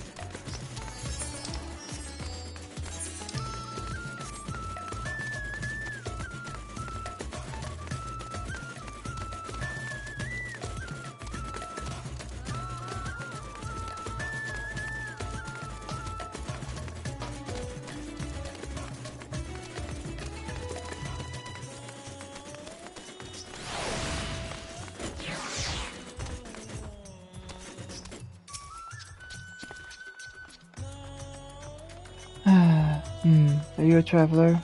Please, if you have a moment, I could use an outsider's perspective. You see, I was one of those who sought to escape the madness plaguing the world by fleeing to the moon. Not that we ever went in the end. So here I am, recently returned from Charlayan, except now things are strange between my sister and I, since she chose to stay and I chose to leave. I ask her to help me find work, and she suggests I look somewhere that isn't Thavnir, as if I wanted to abandon my home. It makes me so angry.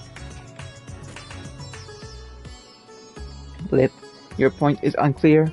You elected to relocate the star's satellite, thus your relative now perceives you in a negative light. Your sibling's judgment is an error based upon the information made available to Hanish citizens. Your decision to withdraw to the moon was both logical and correct. Conversely, the decision to remain in Radzatsan despite low probability of survival defies explanation. Perhaps our reasoning pathways are faulty. That's right. I'm not quite sure what you're saying, but I'm right, aren't I? Or so I'd like to think. The problem is I understand why my sister feels this way. I almost decided against going myself. Even then, I wasn't sure that leaving behind everything I loved was the right choice. And with the way it all turned out, I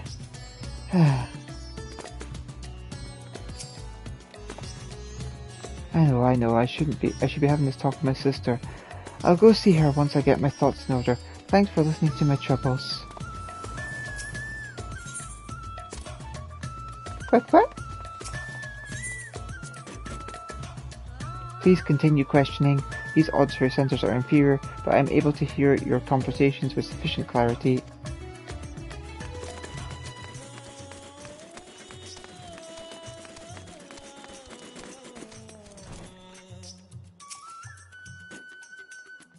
Oh, hello again.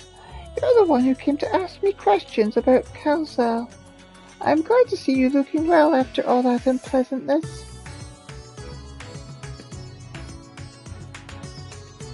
I remember the burning skies and hearing the screams, but truth be told, I'm still confused as to what actually happened.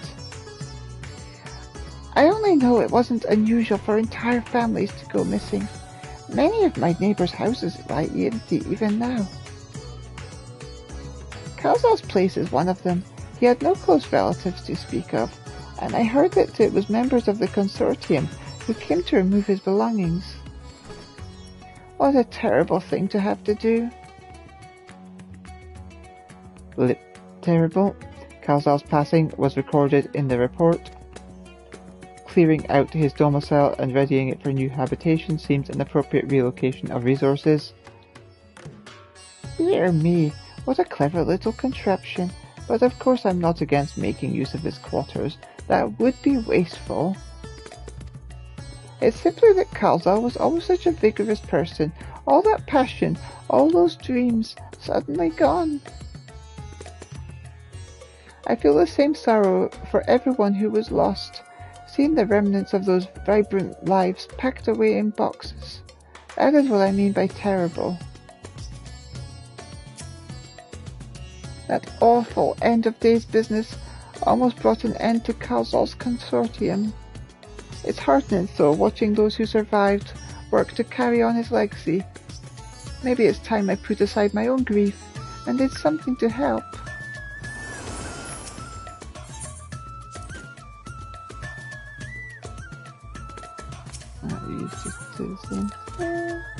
Yep.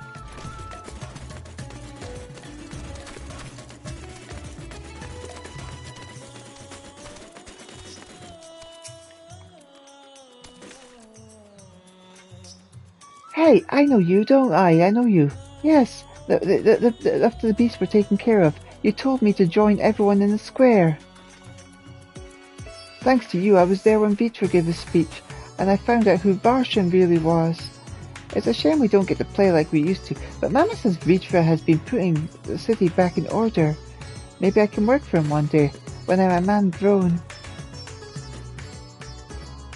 Vitra, Midgar Summer's offspring, yes, and this child wishes to put himself at the worm's command, that he might make his own contribution to society. A pattern emerges. I predict that Hanish survivors are those who had ingested Vitra's blood and became his draconic minions.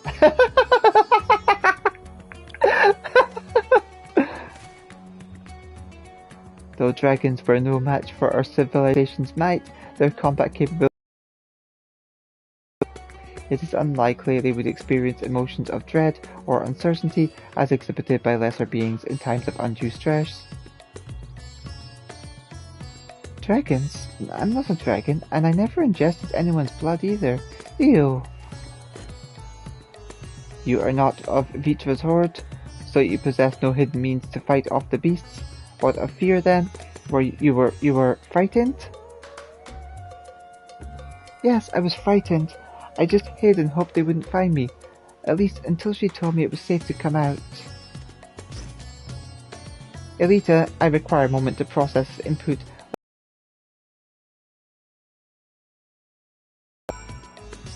I still see Varshan around from time to time, you know. They say he uses that body to scout places where his Vitra body can't fit. He even talked to me once, but it was just too strange hearing grown-up words coming out of Varshan's mouth.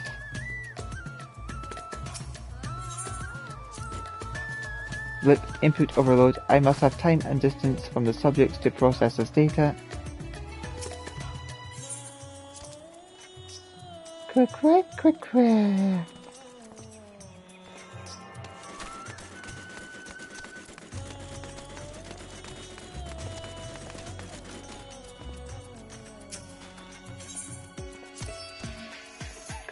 Quick. Blip. Processing data, evaluating hypotheses against accumulated evidence. Analysis of each subject's testimony, yet each time their responses conflicted with my assessment. Without identifying the root cause of this conflict, I will be unable to properly define what constitutes strength of heart.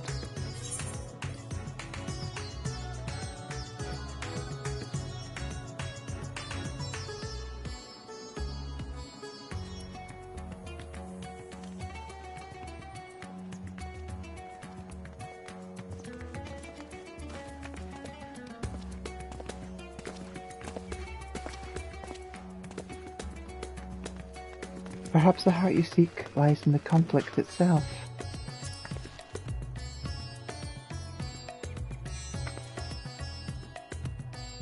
An interesting observation.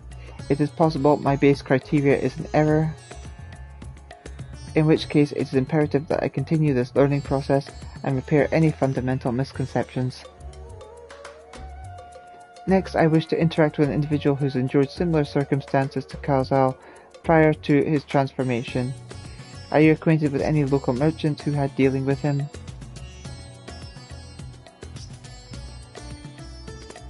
Dinjiba of Rijavaya Fivers acknowledged sub-destination set.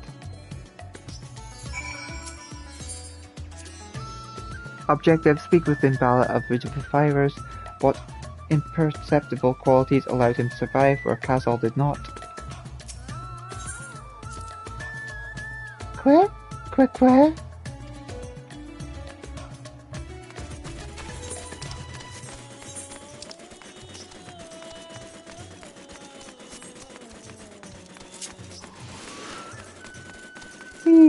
at the Mika go! Look at the leggies!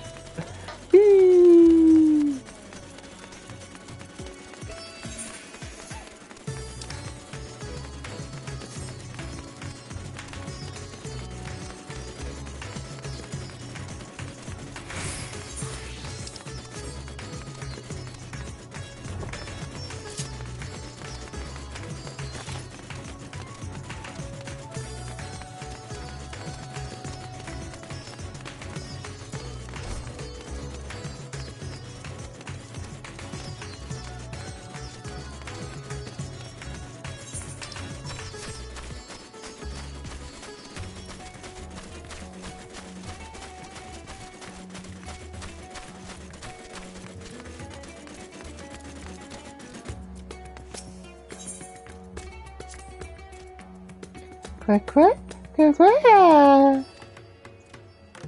Alpha looks back and forth between Omega and the hamster, showing visible concern.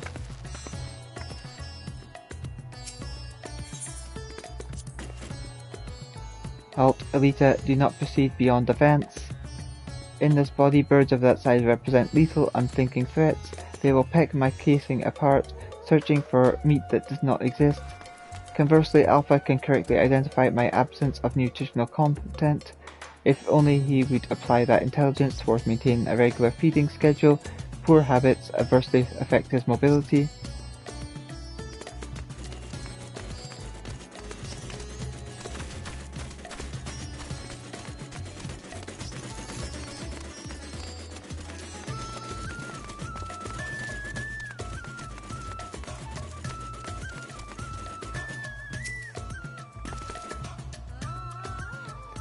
Well, look who it is. I must thank you again for your help in moving textiles. Recovering from those tragic events has been difficult, of course, but with everyone pulling together, we've managed to get things back up and running. Dinjiba, I have come with questions related to that tragedy, specifically your survival of the final days. Although you are similar to Kazal in many respects, he succumbed to the transformation and you did not. Why? What is the critical difference between you and him? What? I'm not sure. I don't know. I'm not especially brave or courageous, if that's what you're asking. Perhaps being focused on protecting our workshop kept me from spinning into a panic. Still, I imagine Kazal would have been feeling that same sense of responsibility. Perhaps the weight of it all is what invited his demise. You were of the same mind, resolved to the same purpose, yet your strength of heart, of spirit, was not equal. If merely emulating the individual is insufficient, then some other unseen factor must be involved. Ahem. Do not to interrupt these deep philosophical musings, but do you think I could ask you a small favor? There's a man by the name of Narvashan who's been helping us out here while he gets back on his feet. I had a feeling he'd benefit from speaking with you. Leave by the eastern exit and you should find him just outside, organizing some new inventory items. Please, if you can spare a few moments for Narvashan.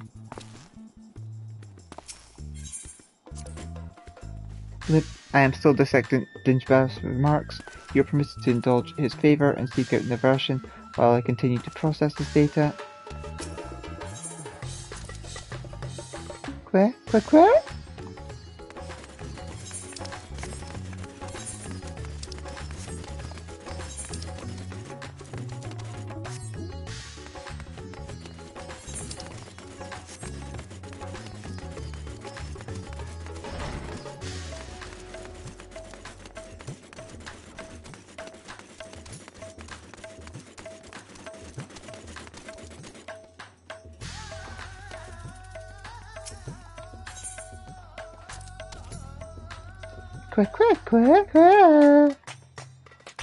Alpha pops out his chest proudly, seeming to imply that his ironworks uniform is the best attire anyone could wear.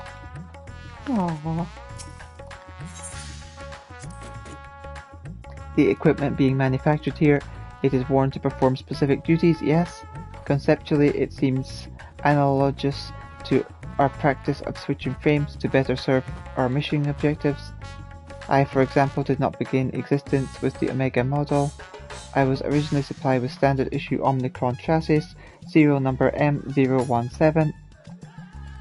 On this world, that alphanumeric combination would be considered my given name. Such designations are drawn from our nearly infinite register of celestial bodies to avoid the possibility of duplication. Furthermore, the cluster known as M017 is better expressed in your language as the Omega Nebula, the same words I use to introduce myself to your kind. Though you associate Omega with the advanced weapon construct, it is also my name, and I see no reason to change it, no matter which frame I inhabit.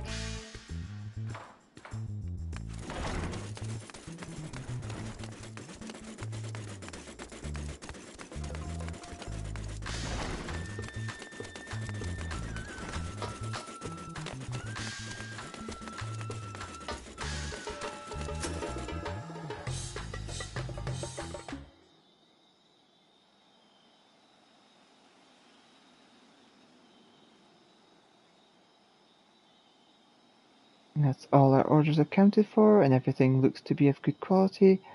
Kamala will be pleased.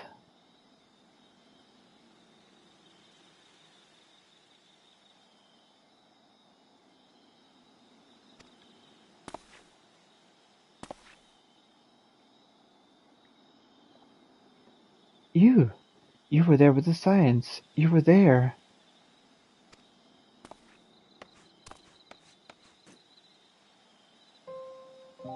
Yes, I'm sure of it. I'll never forget that day. You and your friends helped us escape when people began changing into beasts. My own son, he was afflicted. Then that huge monstrosity loomed right over him and... I remember My heart turned into ice, freezing in place. The satrap came to my aid, but then he too was gone.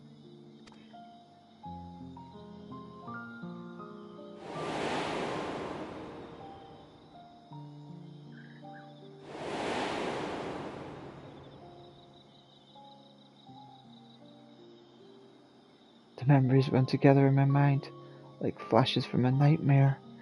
Only the words of your comrades still ring clear. I repeated them over and over like a mantra as I fled for my life. You must run, for their sake and your own.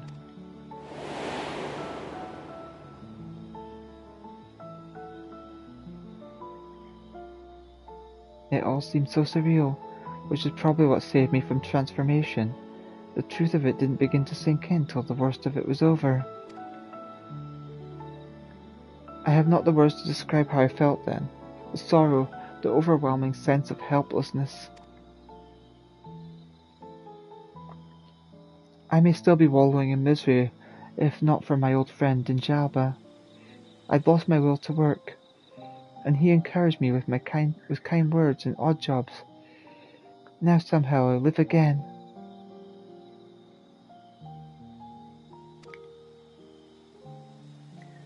I am thankful to him, to the courageous Arawan, and to you.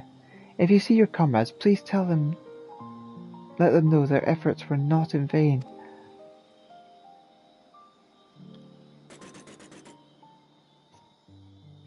You said you lost your will to work.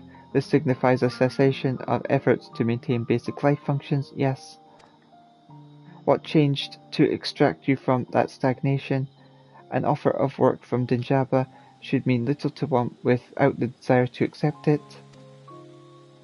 Was it some manner of mortal instinct, a primal need to survive and thrive? Instinct? No, it wasn't that. If anything, my instincts were telling me to lay down and welcome an end to the pain. Every day I think of my boy's final moments. I think of how scared he must have been, how it must have hurt, and I want to scream my throat raw. The satrap, too, still haunts my dreams. I see him swallowed whole, and jolt awake in a cold sweat.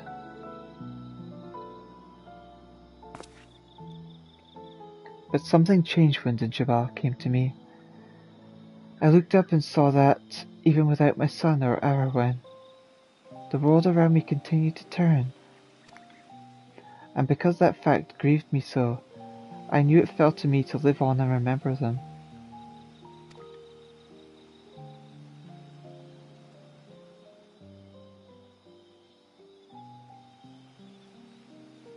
Strange, isn't it? What drives me to rise in the morning is the very sorrow which once crippled me.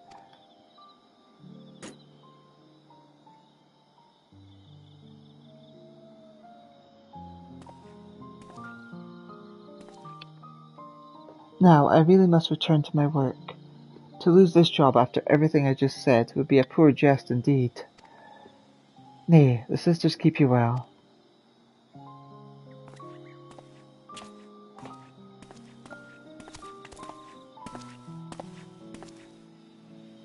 Sorrow, the emotion generated by mortals when their ideals fail to materialize.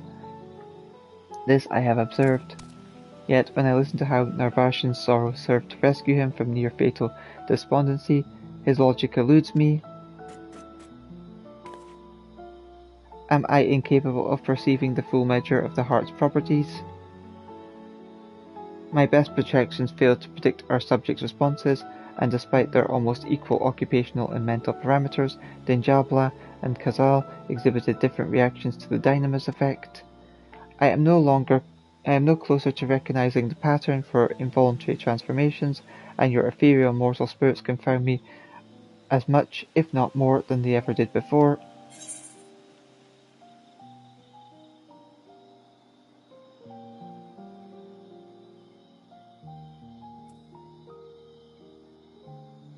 The hearts of others were ever shrouded in mystery.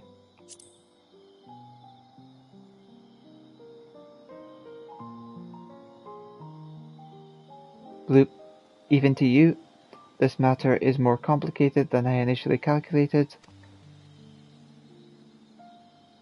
If those possessed of heart cannot fathom the behavior of their own kind, then my lack of understanding is inevitable.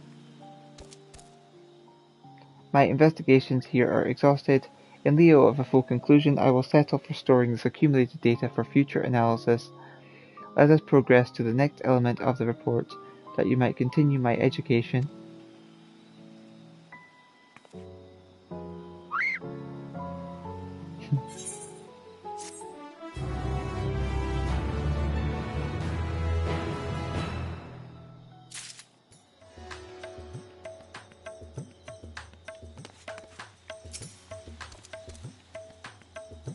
Quack, quack, quack, quack.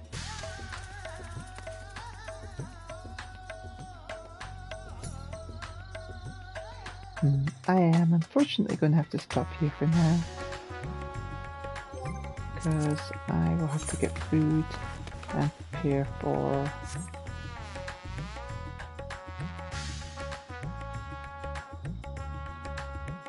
going out this evening. Thank you all for watching. I will do some more later.